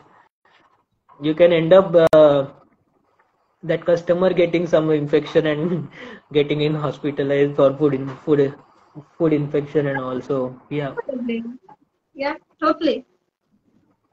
All right. So you told us about some funny instances, but what are the most memorable sweet moments you've encountered as a judge? Oh, mostly Or if I maybe get a very any good, memorable beverages you've had. Anything quite that a you'd few, recommend. for sure, quite a few, and also they ended up being, I mean, in the championship finals and all, Okay. obviously. So obviously there were some nice complex coffees which had come through, which were nicely brewed, definitely. Some nice complexity. And if there is a layering in the coffee, like espresso shot you had, starts with very sweet note, has some layering of different flavors, one at a time. Like you get lemon, then you get caramel, then you get some fruit, some berry, layer by layer. That's very wonderful work by the barista to extract that kind of flavors in that espresso shot. And Okay. sometimes I feel like this kind of espresso shots should be like definitely get exposure in Indian market. I mean, I don't know why, but I mean the dark bitter coffees which are going through, and then the people in India like that bitter milky coffees with lots of sugar. But if they really get to have this kind of coffees, definitely coffee scene will be something else in India. So I Yeah. have tasted very good coffees which were like sourced nicely from some farm which had put a lot of efforts in their, coffee processing, growing practices, everything. And the barista had explained it nicely, and they, had served a very nice espresso shot. And once that espresso shot comes through now, definitely he can justify the milk and the signature drink, provided he has worked on it, definitely. Or else sometimes some baristas have very good espresso shots, but then their coffee doesn't perform well in milk or signature because Yeah. they've added lot of ingredient. They should understand that coffee should be in harmony with everything. Like if they are serving milk, the coffee should be in harmony with the milk. There should be a balance, the creaminess and the aftertaste. Also in signature, if you are adding so many other ingredients, it should not be that the drink or the whatever beverage is like very sweet and tasting nice. They should not think that. There should be a balance and synergy with the coffee which is being used. If that is not Absolutely. there, obviously that's poured down. Yeah. In this regard, because you judge a lot of barista championships now, how important is it to tell a story? So why I ask this is because you might remember I mentioned that I was helping out a contestant up in Vietnam, and Yeah. we were working on something like a lotus milk sort of thing. And Yes. I had told her at that time that try to weave a story, and we Yes. worked on that because lotus is a very important symbol in Vietnam. It's also a very important symbol in India. There Mm-hmm. it represents a lot of culture and traditions, same as in Yes. India. And we were trying to extract the lotus milk and we were Yes. using that. So we weaved a very nice story. My logic there was a good story always sells. When you tell a story, it is engaging for the judges to hear, who've been listening to set after set after set. So you have something nice. It also gives you something to talk about. It's always interesting to hear a story instead of somebody just coming and saying, okay, I'm using a Colombian pink bourbon and it is washed coffee, it is this, it is that, I'm doing this, I will be adding this. It's very robotic. So, Mm-hmm. does saying a story help as a judge? Do you prefer listening to something like that or doesn't matter? In the championships like barista championship, yes. Aeropress and other championship, it's not required, obviously, because there is same coffee. But in And there's barista no championship, since you are talking, blending right? your In coffee, Aeropress, nobody is talking. yes. They're just drinking sometimes. But then, yeah. Uh, but then the barista championship, obviously, as I said, it is the highest level of customer experience which is being provided by the barista to the customer. Like if you are sitting in some seven-star hotel, 7-star cafe, which is like very expensive and all, and there you are treating the customer who is very angry on you if you don't perform well. How you will be performing? He will ask you the coffee, where is it from, how is it processed, and you will give an experience to that person. Obviously, you will, if your coffee you are serving is something obviously some 600 700 rupees a cup, or else some 1,000 rupees a cup, how will you treat that how will you give that experience to that customer, right? So that's what is basic requirement. And there you obviously will make stories. People see coffee sells on stories. Coffee started Everything promoting on the story, tells on stories. basically. And coffee is, if you are brewing some coffee, you start from that basic start story also, like how the ship started jumping and all. If you are Yeah. introducing basically someone who is like very new in coffee and you are brewing some coffee, you start from this basic story also. Like there was some shepherd who went to Harahar Ethiopian farm jungle. There he left his sheep, and then they had this coffee berries, and then they were dancing whole night. So you start from story itself here. If you don't tell that story, you can't relate. That person won't be able to relate to the coffee, right? Totally. So so that's how you kind of relate your story with the coffee, with the customer experience, and why you're using that coffee. So that helps to enhance the story and your presentation. So there is a parameter in judging score sheet called presentation and professionalism. So there we score the, I mean, there we score. So there we score, there we score this contestant based on their story and other information which he will be providing about the coffee. Okay. So that's why Okay. story is very important. At least it gives like base for a judge to judge the coffee based on the story. If he's just making the drink, but if you want to just, I mean, just score a like above average, also you don't need to talk if you're like scared, but or else you have some language issues and all. You can just tell basic information about coffee which is required, like coffee is from this, I mean, region, was roasted at this temperature, was profiled in this way to enhance my coffee flavor. All the basic information, if that is provided, we give fair average marks for them. But then if he makes extra efforts to make it as a story, obviously we'll score like towards very good to extraordinary, or else, Absolutely. yeah, or else excellent at least. So score, so if that is the thing, like you can score good fair average if you are giving basic information about coffee. If you don't give, obviously you are scored down. But then if you are giving a story which will help you to stand out of other contestants. Do the contestants of the Barista Championship know who their judges will be in advance? No, no, they don't. They don't. Technically, we also don't know whom will be judging. So So it's not that's like what it. aeroplanes where we come to know a day before. No, no. I mean, so as I said, the barista is which is important in this championship. So we are like very nominal people actually. We are just a standard. I mean, No, as a but see, judge, we are there's very, somebody who's very. really very intelligent. They Hmm. will have a basic idea of who can be the judges. Okay. This is what I would do if I was a contestant. I would have Hmm. some idea. I would have seen all the previous videos. I would have talked to people. So I have some idea who can be my judges, right? At least out of five judges, I can predict two if I do my research properly.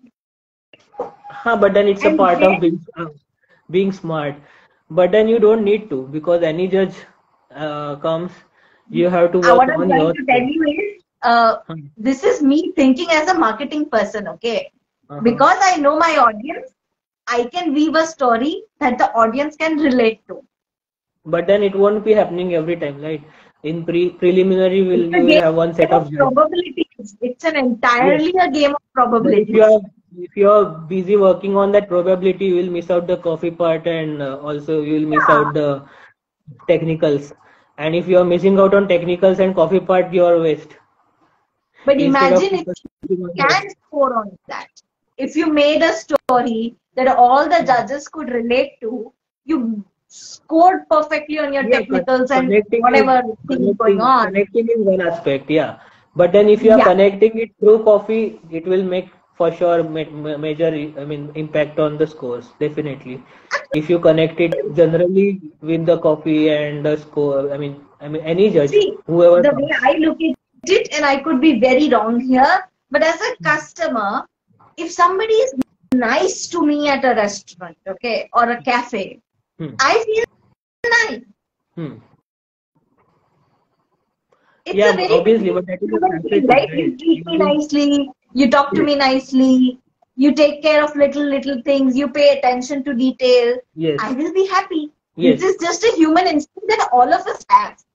Yeah, that's how the score sheet is segregated in the, I mean, scores, right? There is every parameter which is considered in the score sheet, which will have one or the other aspect where it is judged, like attention to details, presentation professionalism. Then again, overall is one thing.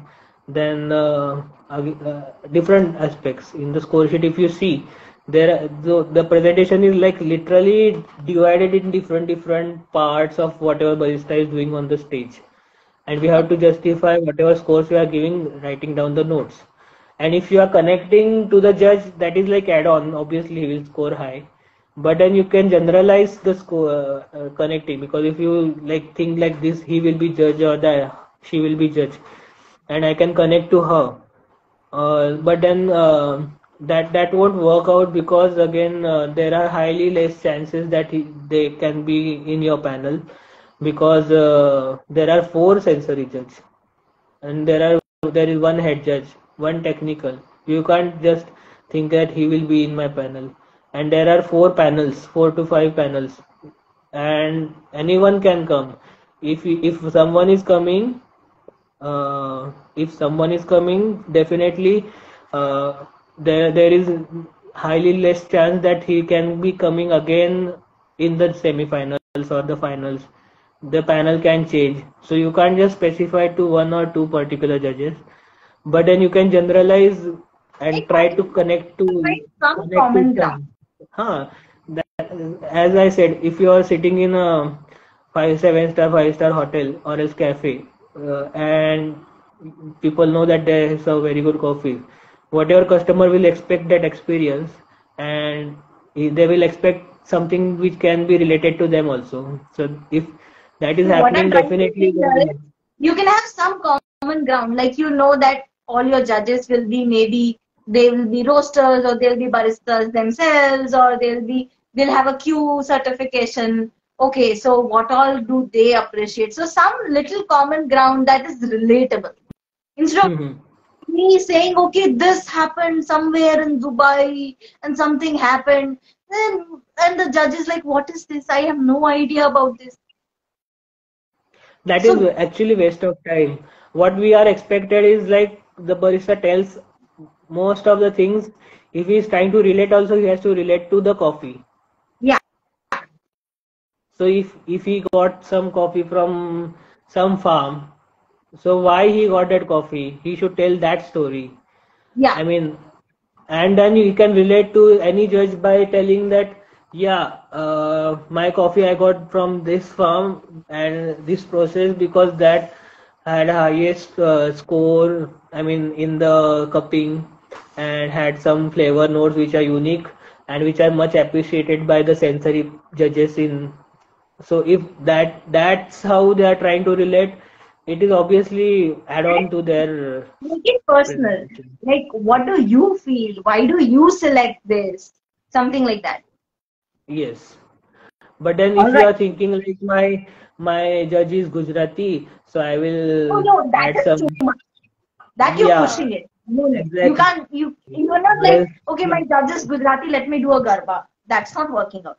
not Garba also. If you're like there's some sweet from Gujarat, so I made my signature drink because my judges are from Oh, Gujarat and that all. doesn't work. It's not No, no. it's not working. It's not working That's pushing it. definitely. Yes. Okay, what is one thing that you like to tell people that nobody knows about being a judge? One thing which you would like to tell, which Which nobody knows, nobody knows. Yeah. Best kept secret about being a sensory judge. that sometimes we have to be actors. Only sometimes. No, most of the times. Okay, No matter how bad okay. copies, we have to keep our If we smile. have somebody who is participating, who is watching us right now, or will watch us later when I post this, you have to understand that just because you see Ajay smiling doesn't mean he liked what you served. And most of the baristas think like we were smiling or we were uh, having the coffee, but like many things keep on happening in our head and our hand, which we give the feedback later. But yeah, most of the times you have to act no matter how difficult the situation is. And sometimes the baristas are not that skilled and they get scared. Sometimes they make mistake because of being nervous. So we Ow. have to keep on act to motivate them by our nodding, smiling, do it. Sometimes some baristas lose like flow because they get lost sometimes. But then we are the people who are like motivating them to work, continue, finish. Head judge is also trying to control the thing. So they like we try to push him, finish it, no matter what. Don't worry, everything is fine. Sometimes grinder makes issues, sometimes machine makes issues, sometimes they are not used to these machines. Yeah, So majorly what happens in India is these machines and equipments, baristas are not exposed. In India, mostly baristas are using this doser grinder, and they are not. So head barista in their cafes calibrates the grinder. They don't worry about grind size and all. Don't get trained. On national stage, they have to calibrate their grinder in their preparation time, calibrate the machine, espresso shot, everything. If any technical issues is there, they have to sort it uh, with the whoever is helping out the the volunteers handling and the the stage. support Yeah. people. Yeah, Yeah. Again they have to in that 15 minutes time they have to warm the cups. Everything should be done. A lot of things, and then they should be ready with the calibrated espresso shot. Sometimes what happens, the coffee changes suddenly. If there is humidity change, the grind size change, they have to use their skills to adjust the grind size, work on the parameters, right? yeah, Also, so many things, and in that 15 minutes of preparation is what helps them to become confident about their next 15 minutes. And then absolutely. and in the performance itself, there are so many things happening. Sometimes things go wrong, but then what is important is you don't lose hope and complete the performance in time. We also motivate, no matter how late you are, you finish the thing. I mean, no matter, I mean, we will be listening. We don't stop the barista from performing if they are exceeding the time. So that's how Absolutely. we also work. Usually this happens in preliminary events, but then the semifinals and all are the shortlisted ones. So they finish, but sometimes unfortunately they also, there are chances they exceed the time or else like finish the coffee in their hopper. So that are also unfortunate things. But if there are small things, we tell them like you finish the performance no matter what. So we have to act normal, we have to be neutral, we have to be calm, composed, and we expect barista also to be calm and composed and hygienic. So we see that person is getting sweat, okay, and he has rubbed his hand with the sweat, and then he has pulled the shot and hold the cup with that, adding extra salt to the coffee. Sometimes he will put the ice with his hand. So and then we have to act like we are okay, fine, we have to sip the coffee and things. So yeah, and we have to score him accordingly. So basically we have to act and motivate the barista to perform well. Okay, that's not pleasant. That's Okay, the this difficult and is secret okay. which That is which we the do. secret. Okay. Okay, now this is something I personally want to ask you. So for me, when I'm tasting coffee, for example, if I have a loud noise in the background, I'm not able to do it properly. Okay, like if I have a TV running and I'm cupping, I will not be able to do my cupping properly. But that's me. If somebody asks me how is loud noise that you hear with your ears a problem for your tongue that's doing the cupping, it's just how it is for me. Does this something like this happen for you? Like some other factor that's happening while you're judging bother you when you're in the middle of judging? So mostly what happens is obviously there is a lot of noise which is on the happening, because obviously these events are meant for the crowd to attract. There should be a crowd of interested people coming, and there will be clatter. So we get eventually used and calibrated to judging the cups in that noise and clatter also. But what majorly affects me as a sensory is if if the event is happening in closed space, and if the AC is not working, or else if there is no proper ventilation, I feel suffocated. Or else if Okay. there is lot of crowd which is around, like that happens in these casual wale events, like the Brewers League or the Aeropress Championship, where there are people just coming around, sensory people, and they are cupping, and the AC is low, because and then again everyone is perspiring, right? Yeah.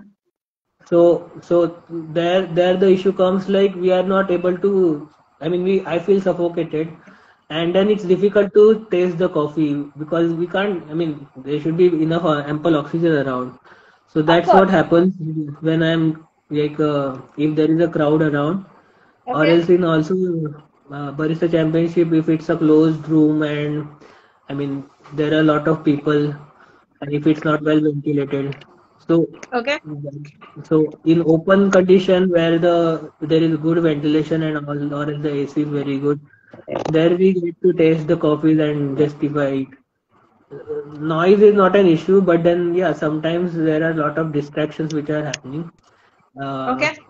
but then we have to work on our skills to judge the coffee with all this clatter.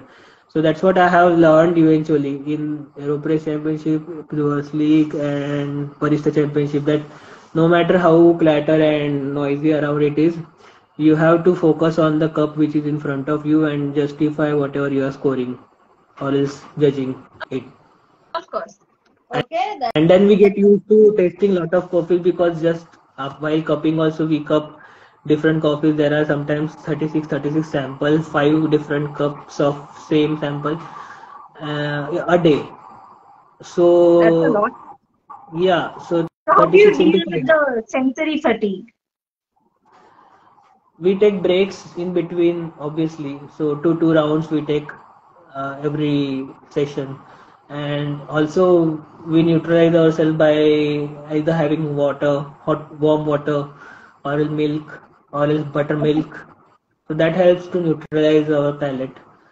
And also So for if you're our judging a competition and there's a lunch break, is there something that you'll avoid eating because you have to go back in the post lunch session and do judging again?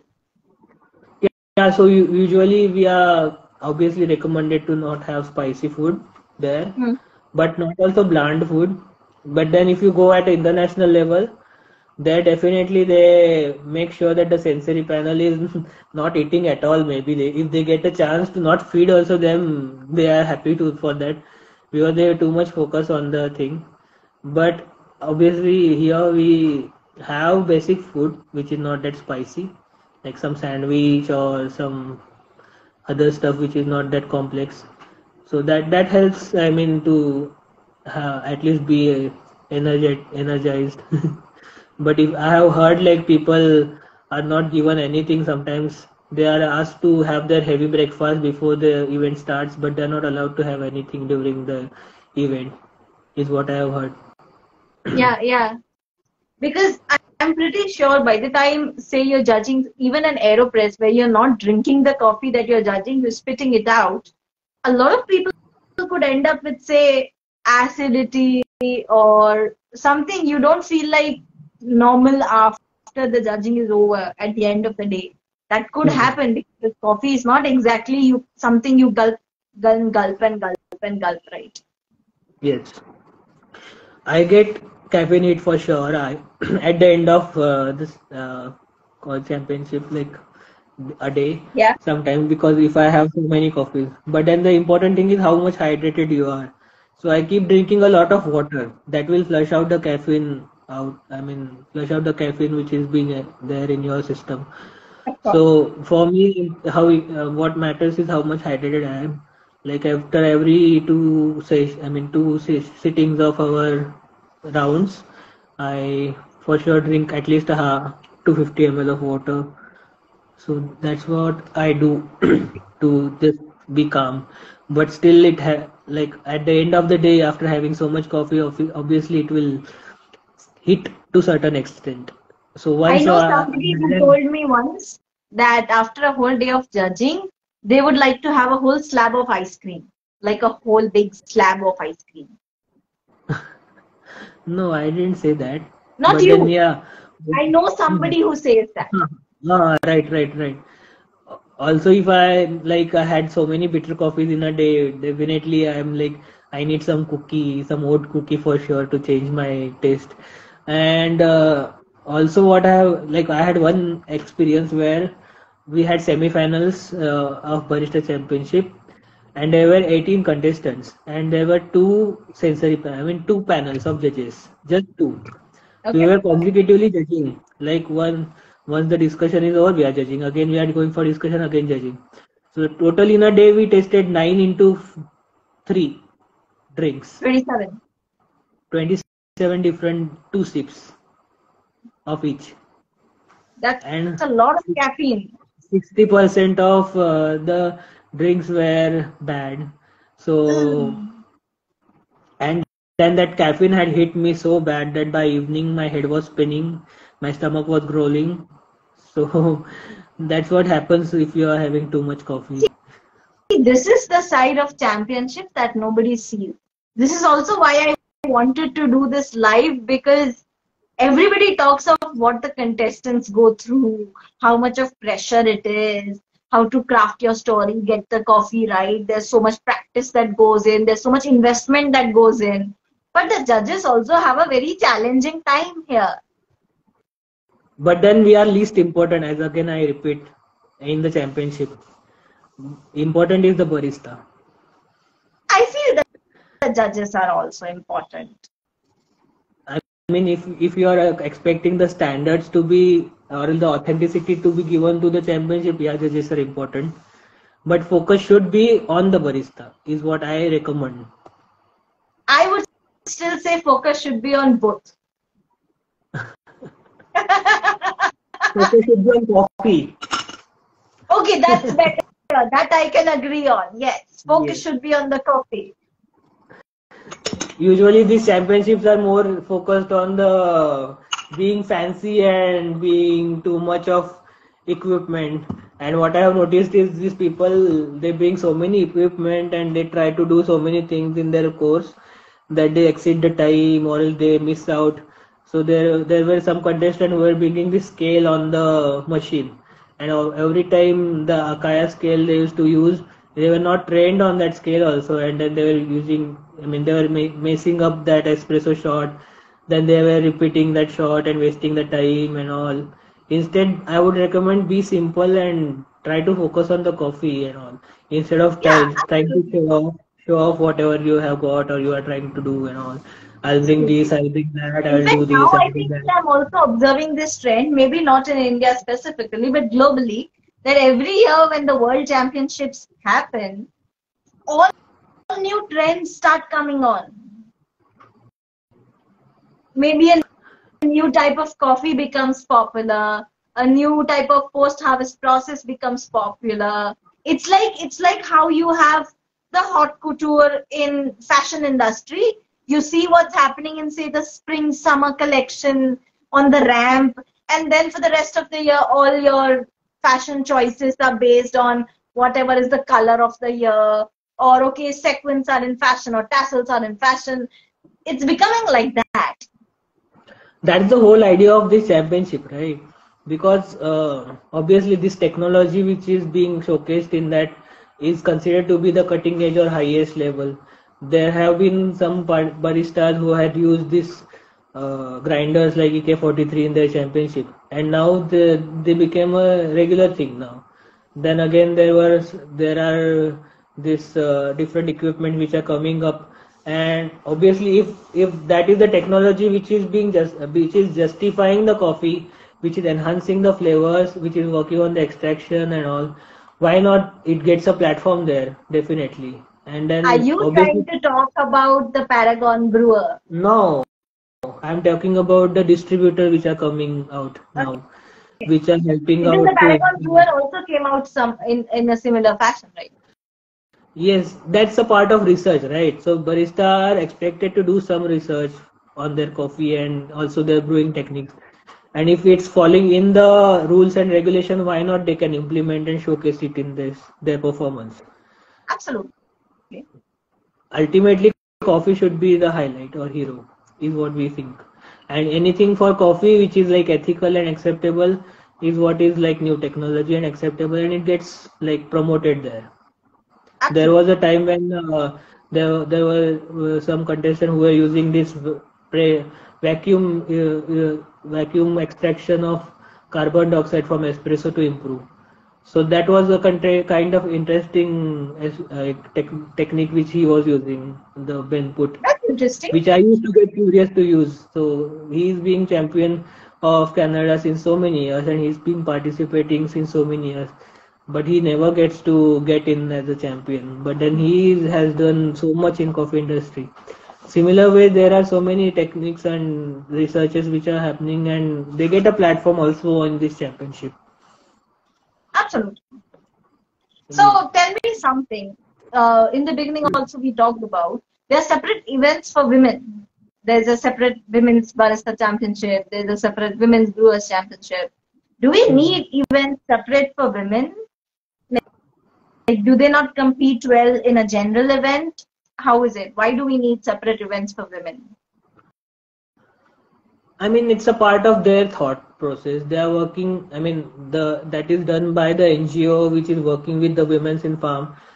Women who are working in different farms are like underprivileged. They work hard. They have their responsibilities. They have their kids to take care.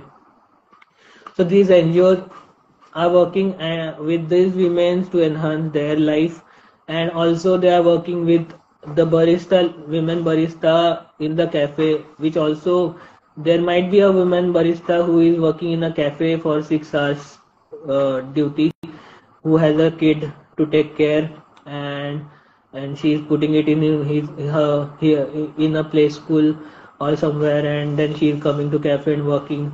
So there are many hardships women go through. Also men go through different kind of hardships, but yeah, there are different ways. And then if there is a women centric championship, definitely a woman will be winner, and she will be obviously uh, going to the next level.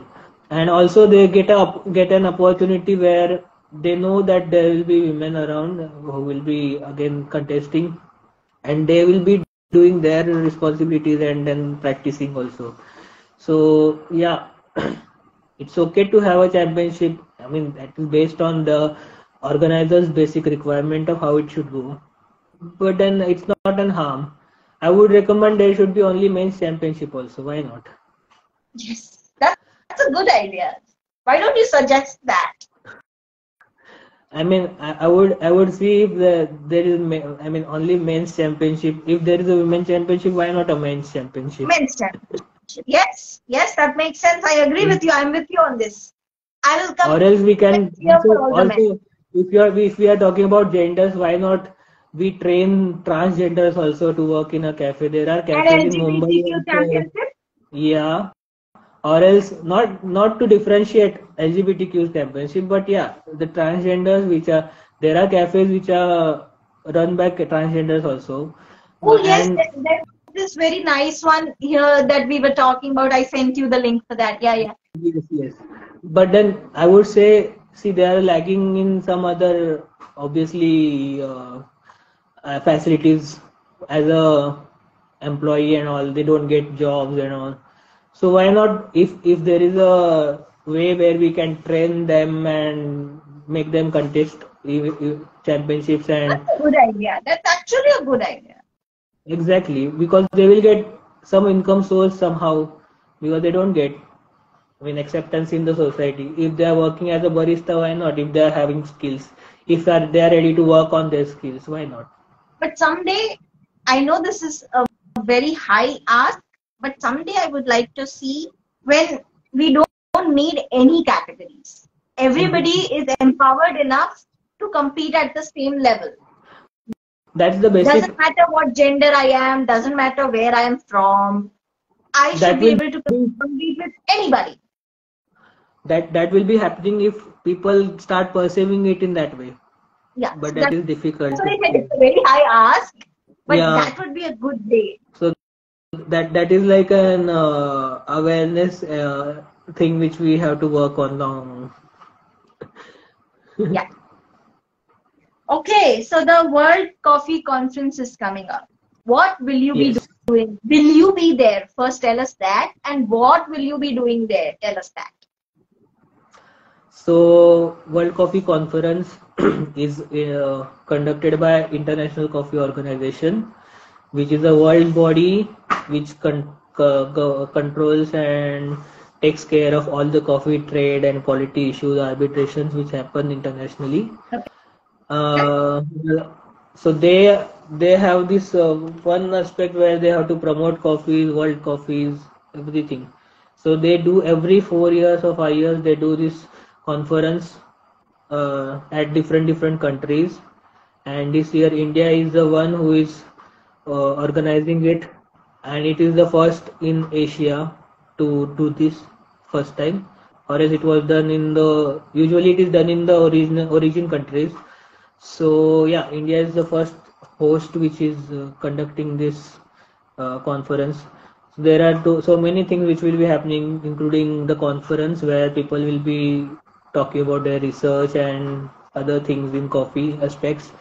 There will be workshops, there will be tours happening, then there will be competitions happening. Like the few of the competitions are being conducted, national level championships are conducted in the same event.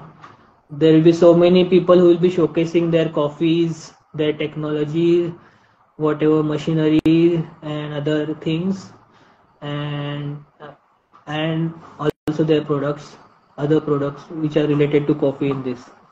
Almost 10,000 foreign delegates are expected to come, including different stakeholders in industry, from different coffee boards and other associations.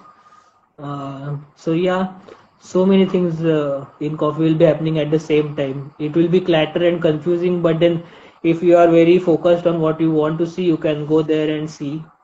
I'll be Okay. there. I'll be in the organizing team for sure.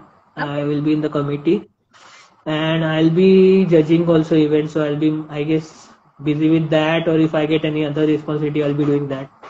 So now I'm doing a part of committee where we are working on things to get in the flow and working on the whatever shortfalls are happening. We are working on things like how things get smooth and organized, well organized there. So that's what we are trying to work hard on. So this will be once in a lifetime event opportunity for so many people to work on their coffee exposure. People just have to come down and go anywhere, see whatever, learn. It will be like a hub of learning knowledge of coffee. Okay. Yeah. All right. And for everybody who's planning to participate in any of the coffee championships, maybe this year, next year, anytime, what Hmm. is some very valuable advice that you'd like to give? Um, Analyze what your aim is or goal is to come for the for coffee championship or conference The championships. championship, right? First of all, basically, first of all, decide whether you want to do it or not. I mean, if you are decided already, congratulations, you have crossed one level. Now understand why you want to do it, Okay. what will happen, because that is very important. If you are just participating to participate is seriously waste of time and money Money. and resources which you get. Have a very good coffee, work on your coffee, understand your coffee, and talk about roasting is what I mean, I would recommend.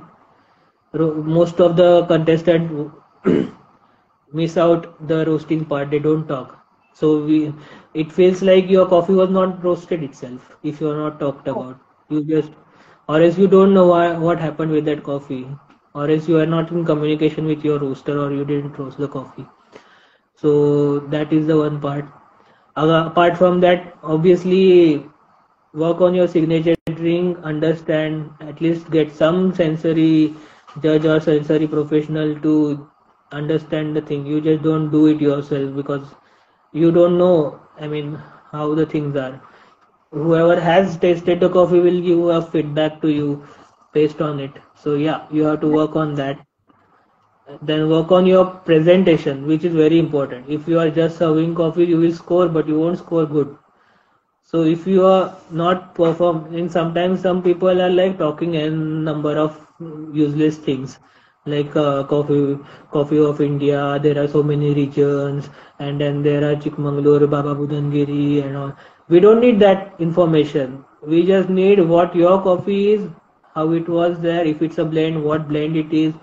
We need how it was roasted, what usually that coffee was known for the flavor profile, and what flavor profile you are extracting in your espresso, and why you are using this coffee in your milk based drink, and how it is in harmonious balance with the milk, and how the signature drink and other ingredients are in synergy with the coffee. So we need that information. So work on your presentation and practice to the extent that you finish it in before time, Yeah, so that on stage also you do that, including the preparation. People miss out the preparation also. They don't finish the preparation in time. They don't know how to calibrate the grinder. Coffee board gives the opportunity to work on grinder also one day prior during their calibration briefing event.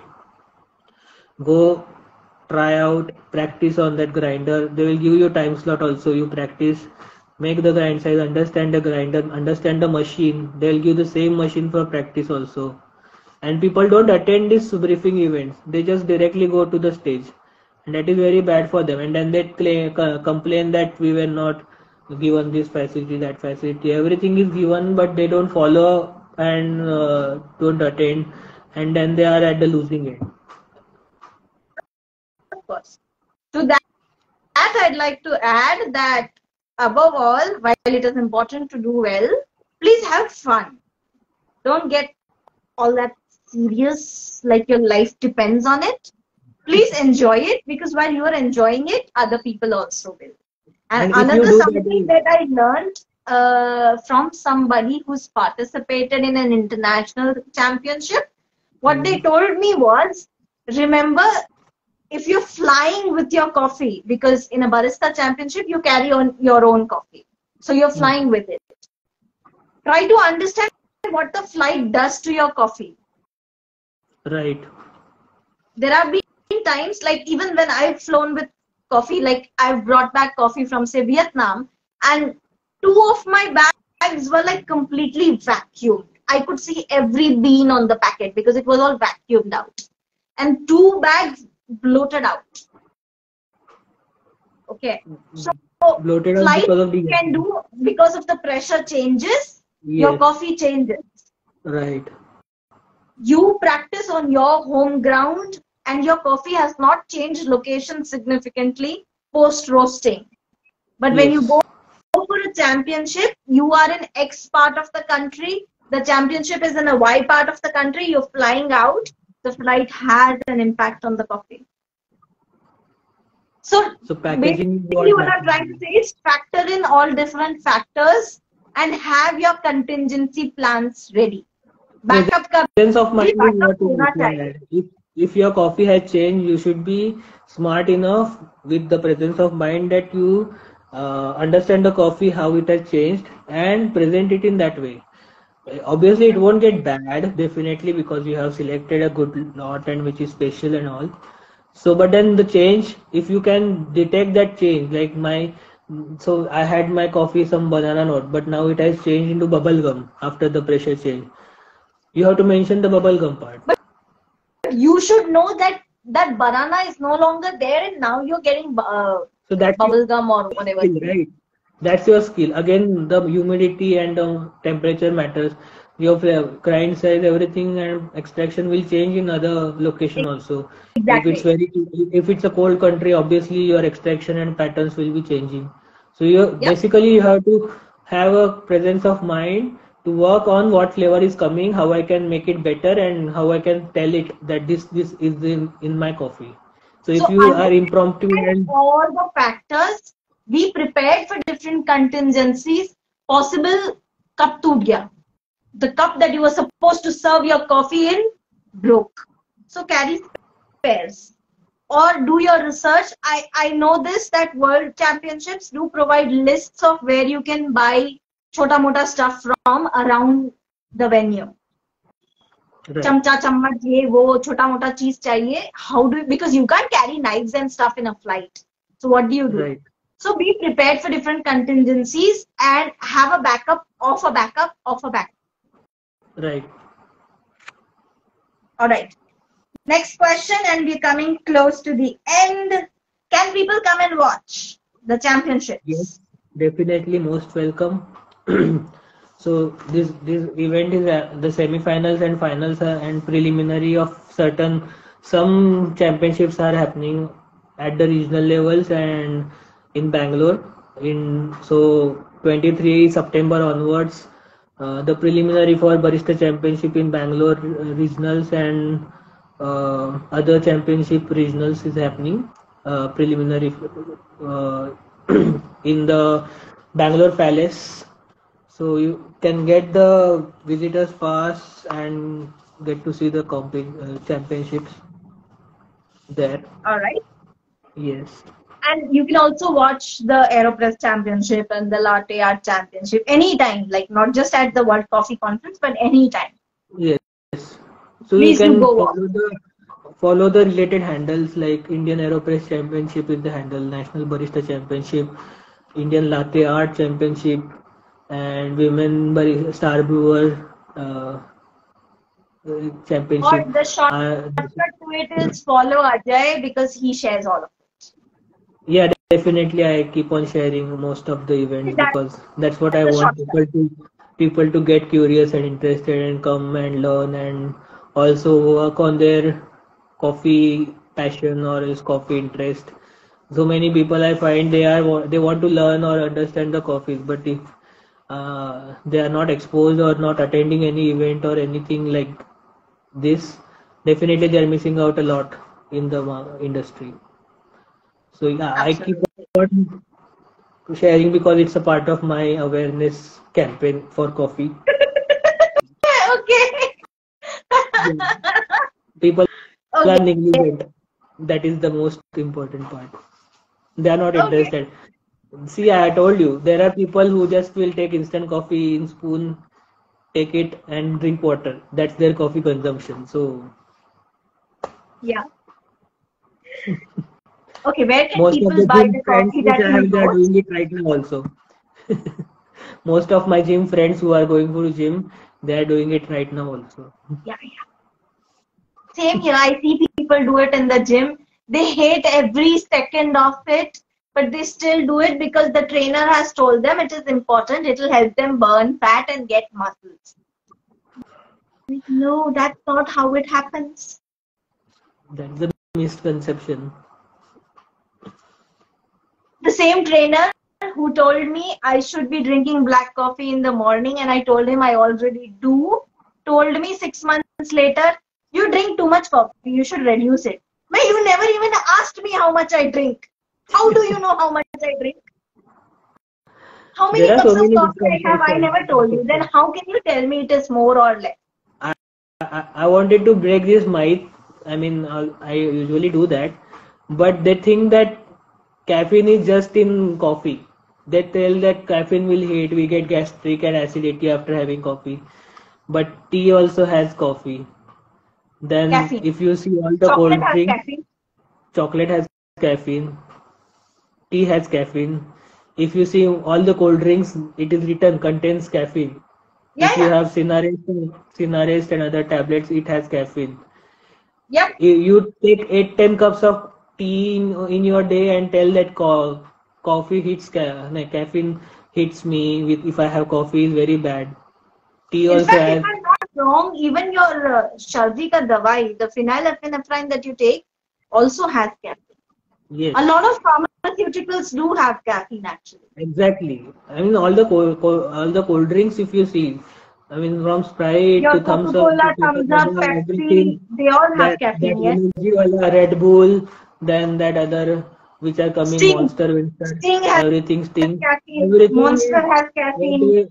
they do is they get this caffeine from the decaf companies which remove the caffeine from the coffee also and then they add that chemical in that drink and they give you why you feel refreshed that is because caffeine is there in that cold drink. But then you won't have problem with that caffeine from the cold drink no matter how much liters you are having. But if you have coffee from black to milk to anything, they are like we get caffeine, so we will be feeling, I mean, it is not good for our health. So that is very bad myth which is happening. Whereas in a soft drink, you're having a ton of sugar along with your caffeine.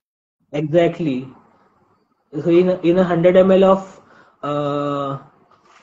I mean, on 100 ml of cold drink, obviously there is some 250 grams of. I mean, in one bottle of cold drink, there is like 250 grams of coffee. It's like pav kilo का packet तुम खा गए ऐसे ही sugar का. So coffee is quite healthy. So, but moderation is the key. Don't overdo it, I would say. Yeah, Okay, obviously there is moderation to everything. Anything in everything. I Yeah, mean, anything and everything in exceeding limits is harmful to body. absolutely. Now, where can people buy the coffee that you roast? And do you have something that you're going to launch soon? Something you want to tell people? So yeah, I have a website which I am working on for making it kind of professional. Okay. But yeah, it's a very simple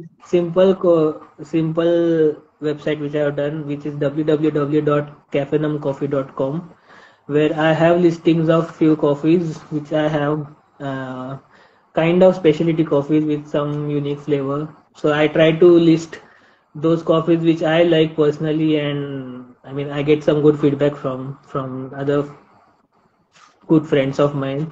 Mhm. So yeah, I will be launching one new coffee which is very special to me. I Is had got that some the 10 one that you were kgs of, drinking? yes. So I'll be launching that soon. So last year I got some only 10 kgs of lot from that planter, and which Okay. was very fabulous, complex, nice layered drink. And uh, so I got this time a good quantity from him, and he had processed it with lot of efforts. And this time he cleaned it nicely, graded it nicely. He got his own gravity separator, and also I was happy to get that coffee for me. Okay. And I try to promote the. I mean, I try to support every each and every planter which I have by giving them a platform on my site or my Insta handle everywhere. So there is one coffee called NTK, then one called Methuselah. So So that the is from Baba Budangiri NTK NTK. one, even I vouch for. It is the one that I tasted, right? Probably yes. Yeah. So I have a Yeah, very the simple NTK one setup is very here. good. I roast very small batches. It's a sample roaster I work on. So I directly take orders from the clients. I mean, if you want coffee, you can DM me also, and or else you can put an order from website, or else you can put. I've been working on that website, but I'm not able to follow because of my lot of traveling and not finding proper thought process to work on that. But yeah, you can DM me for any coffee. I just supply it right away. I mean, if I am at my roastery, I can do it right away, or else you have to wait whenever I am here, or else I have a bulk Basically, orders. you can figure it out. Yeah, and then I have created some tie-ups with other roasters also for my bulk orders. So that also I do. Anything like for cafe requirement, I can supply it.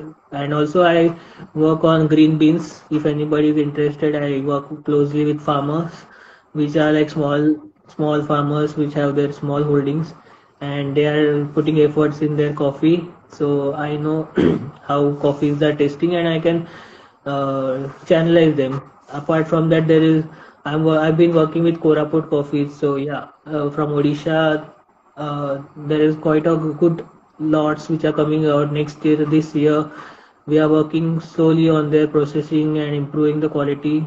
This year also we got some interesting lots. Next year definitely we'll have more interesting lots which are coming up. Alrighty. And here's my last question. If you weren't a roaster and sensory judge, what would you be? Definitely, I'll be a good customer for coffee. You would Obviously, be what? a good customer of coffee. Like I can, Okay.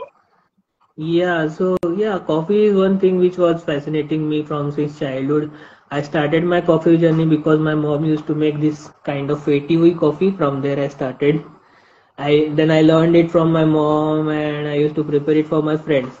But yeah, obviously, if you're not exposed to that coffee culture, you or else you have not worked on your palate to develop that consuming habit. Obviously you are not, I mean, it's fair to not know about coffee, right? So I used to do instant coffee, but then there was some coffee which was part of my life. Eventually, yeah, that grew, and my curiosity grew. So yeah, I would have been good consumer of coffee definitely, if not professional. Okay. But All then I right. am With that, basically a molecular biologist, so I would have been working in some lab doing some research. Maybe I might have completed my PhD and PDF, or else releasing some research papers. That's what I would have been playing with DNA, RNA. That I'm actually again ready to do it now also after being a coffee professional. I can do my PhD in coffee also. yeah. All right. So I will just take a look at the comments if there's any questions that we can answer because we've been on it for a very long time now. Okay. Yeah. So, do we have any questions? Anybody, if you have any questions now also, please do put it in the comments so we can take it up. Uh,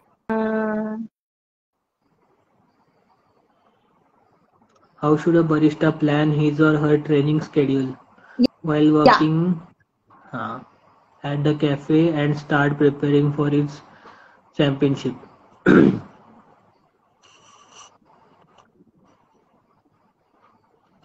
go on, answer it. Obviously, he has to allot a specific time definitely to practice. First of all, he has to set a goal of what he wants the judges to experience, and based on that, he has to get a coffee which is like fulfilling all the requirements, understanding the flavors and all. So I mean, he has to allot some 1 to 2 hours every day to practice or to work on his concept and things, no matter how the day it is at the morning hours or after his duty shift somewhere. And once he's thorough with all these basic requirements like coffee, the concept, he has to practice on the machine somewhere with the recipes and all, and he has to make them taste also by the paper. It's not like just suddenly you make the coffee, you make everyone taste and it should be good. It won't be. There will be time when you will brew a very bad espresso shot, but then if you work on the recipe, you will brew a better shot. And so yeah, practice, you have to spend like at least 1 hour every day, and 1 hour in a day, regular schedule is not a big thing. At least to work on the concept, or else work on the coffee, procuring the coffee, and you have to start well in advance. I mean, obviously the time slot matters.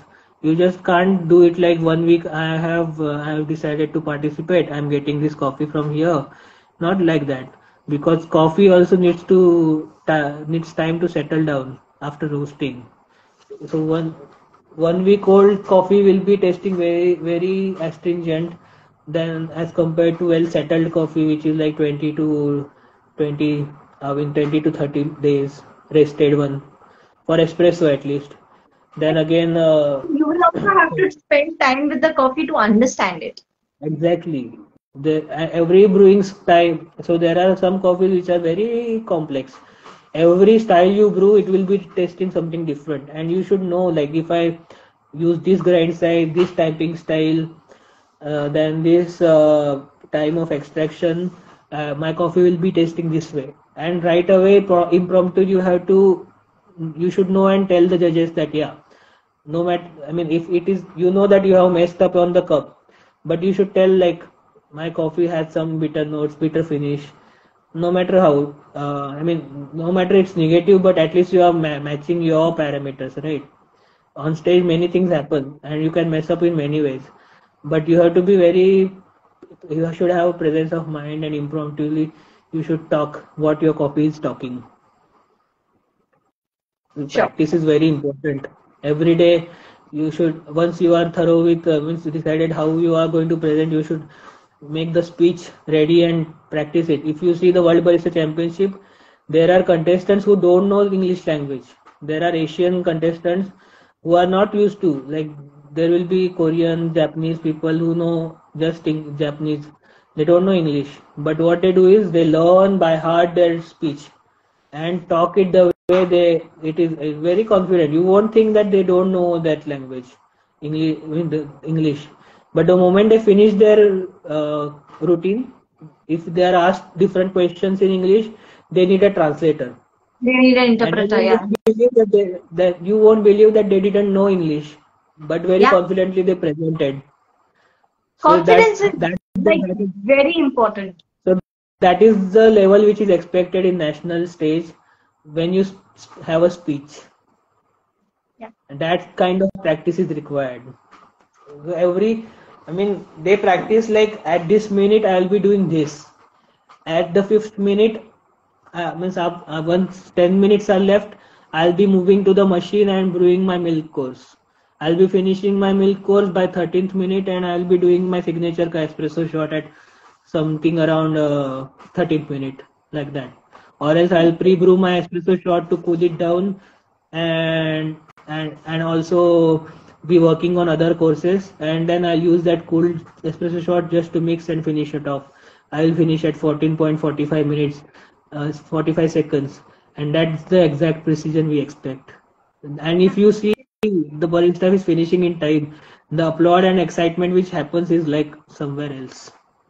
Because you know they're very confident about what they've done. Yes.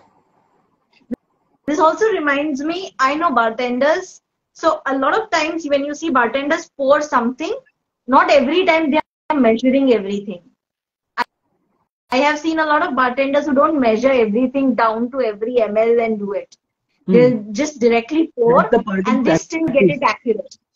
Practice. Exactly. That's the part of Plus, what practice. they do is, this is one trick that one of the bartenders told me about. They will have a song in their mind. So when they do one dash, it's like 1 ounce happens in this much line of the song, and they coordinate with that. With practice, you get it, but this is how they started off. And that's a fantastic trick. Like, you finish one line of the song, you know you poured 1 ounce. Yes. There's one That's more question I good see. confidence. Yes. All right. Will coffee booklet is considered in the score sheets?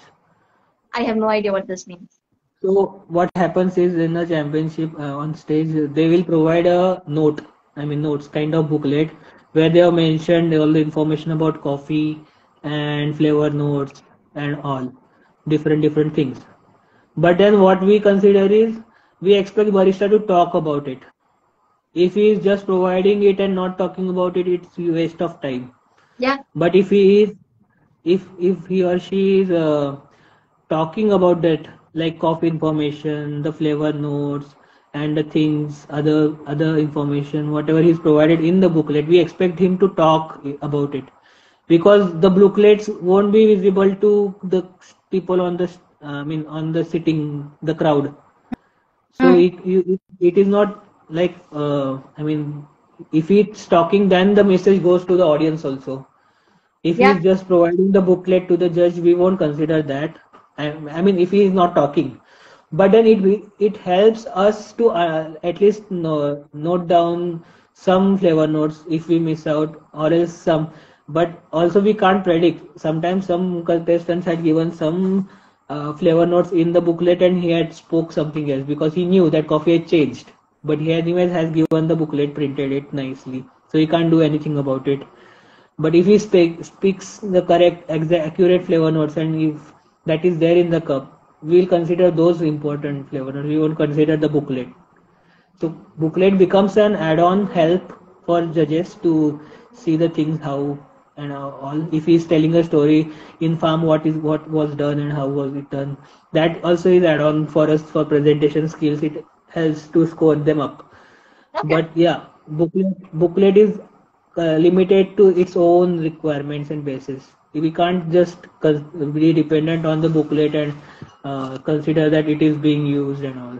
I mean, for the Okay, there's scores. a question here. Any suggestion on signature drink? How do I impress the judges with my signature drink? Any inputs, please? So signature drink has so many things. There is creativity and synergy. So your signature drink should be creative. And synergy is what is the coffee, whatever you have used. I mean the shot, espresso shot which we have pulled, should be in synergy with all the ingredients.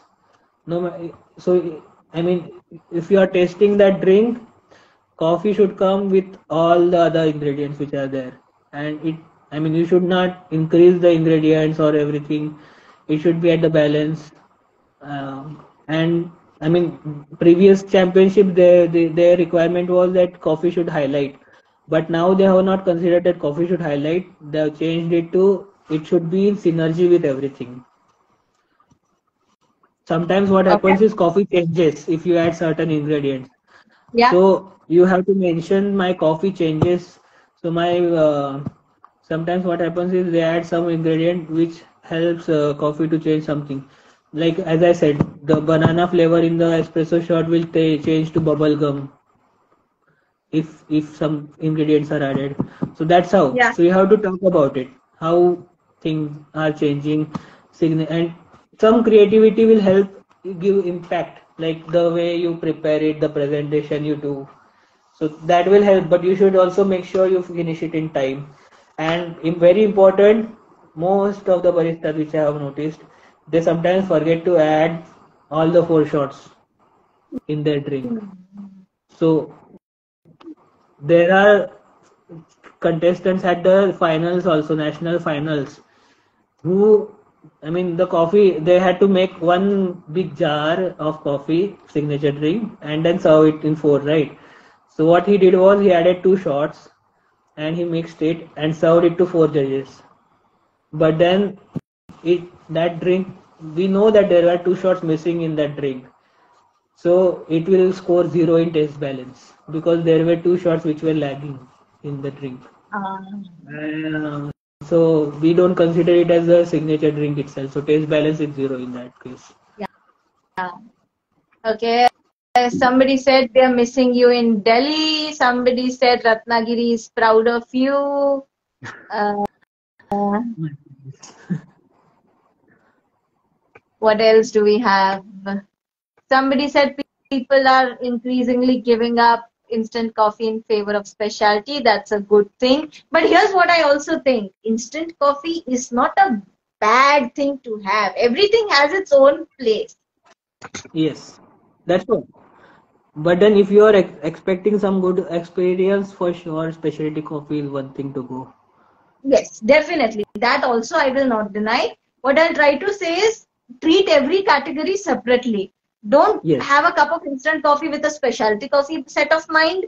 Don't have a cup of specialty coffee with an instant coffee set of mind. yes, Every category is different. Every target audience is different. yes. Okay. I think that's all the questions we have. Do we have any more questions? Not that I can see. Hmm. I think we mostly covered everything, Yes, looks like. right? Yeah. Yes. And we've been at it for what? What time is it? We've been at it for So 2 hours, 40 minutes. exactly. That's It's the long longest session live going I on. have ever done. Oh my God. Still, you will be missing out something.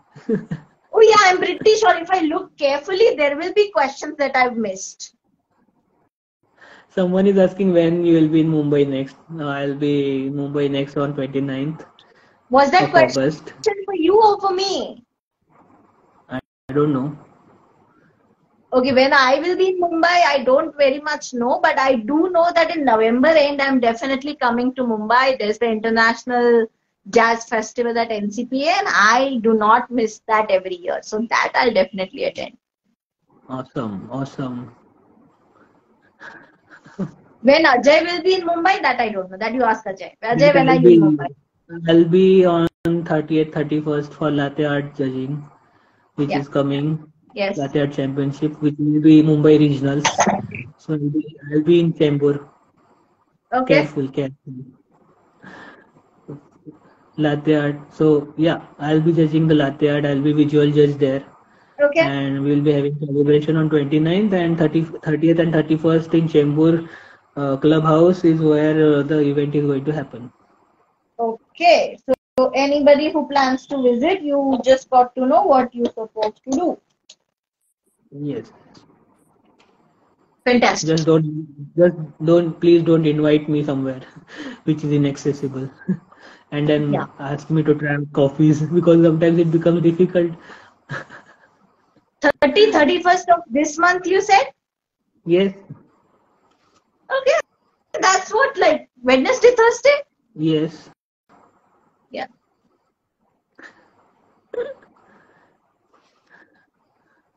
When are Delhi. you coming to Delhi, I Delhi? don't.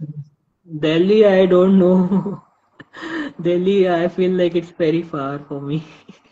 Oh, yeah. Delhi is very far. I mean, I'm not comfortable with the culture also sometimes. There's a Me kind of neither. weird Me culture. neither.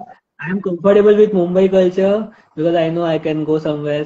I have friends also. Delhi, sometimes I have some contacts, but yeah, very less often. Mumbai is always fun to go around. Like I travel Exactly. alone and it's pretty chill to just be lost in And the for me, crowd, chill, do it's like nothing. 5-6 hours from here, so it's comfortable for me to go. For Delhi, either I have to take a train, which is like almost 24 hours, 12 Yeah. hours, most probably Rajdhani, or else I have to go to Mumbai and take a flight. Flight. Yeah, Is Mumbai closer to you or is Goa closer to you? both are almost equal, Equal. 5 hours each. 5 hours. Hmm.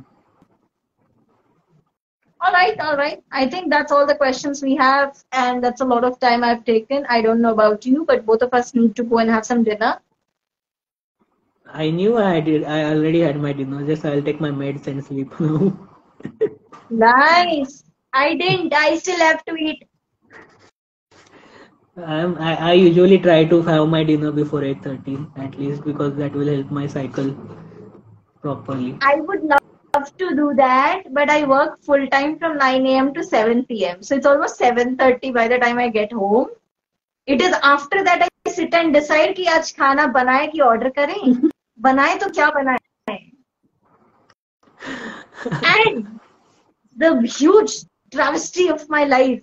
By the time I decide कि आज ये बनाएंगे हम खाने में, that one ingredient I thought was sitting in my fridge is no longer there. If I'm lucky, I'll realize that before I start cooking. If I'm not, I'll realize in the middle of cooking when there's nothing I can do about it. That's the Murphy's law. But then that's where the expertise come into place, That's right? Like how you where can my creativity comes into place. exactly. Improvise. That's what you can make an egg curry without egg also. Yeah, yeah, totally. कोई नहीं चलो. This was a very fun live. I really, really enjoyed it. I just poured my heart out. I hope people get it. I really hope so.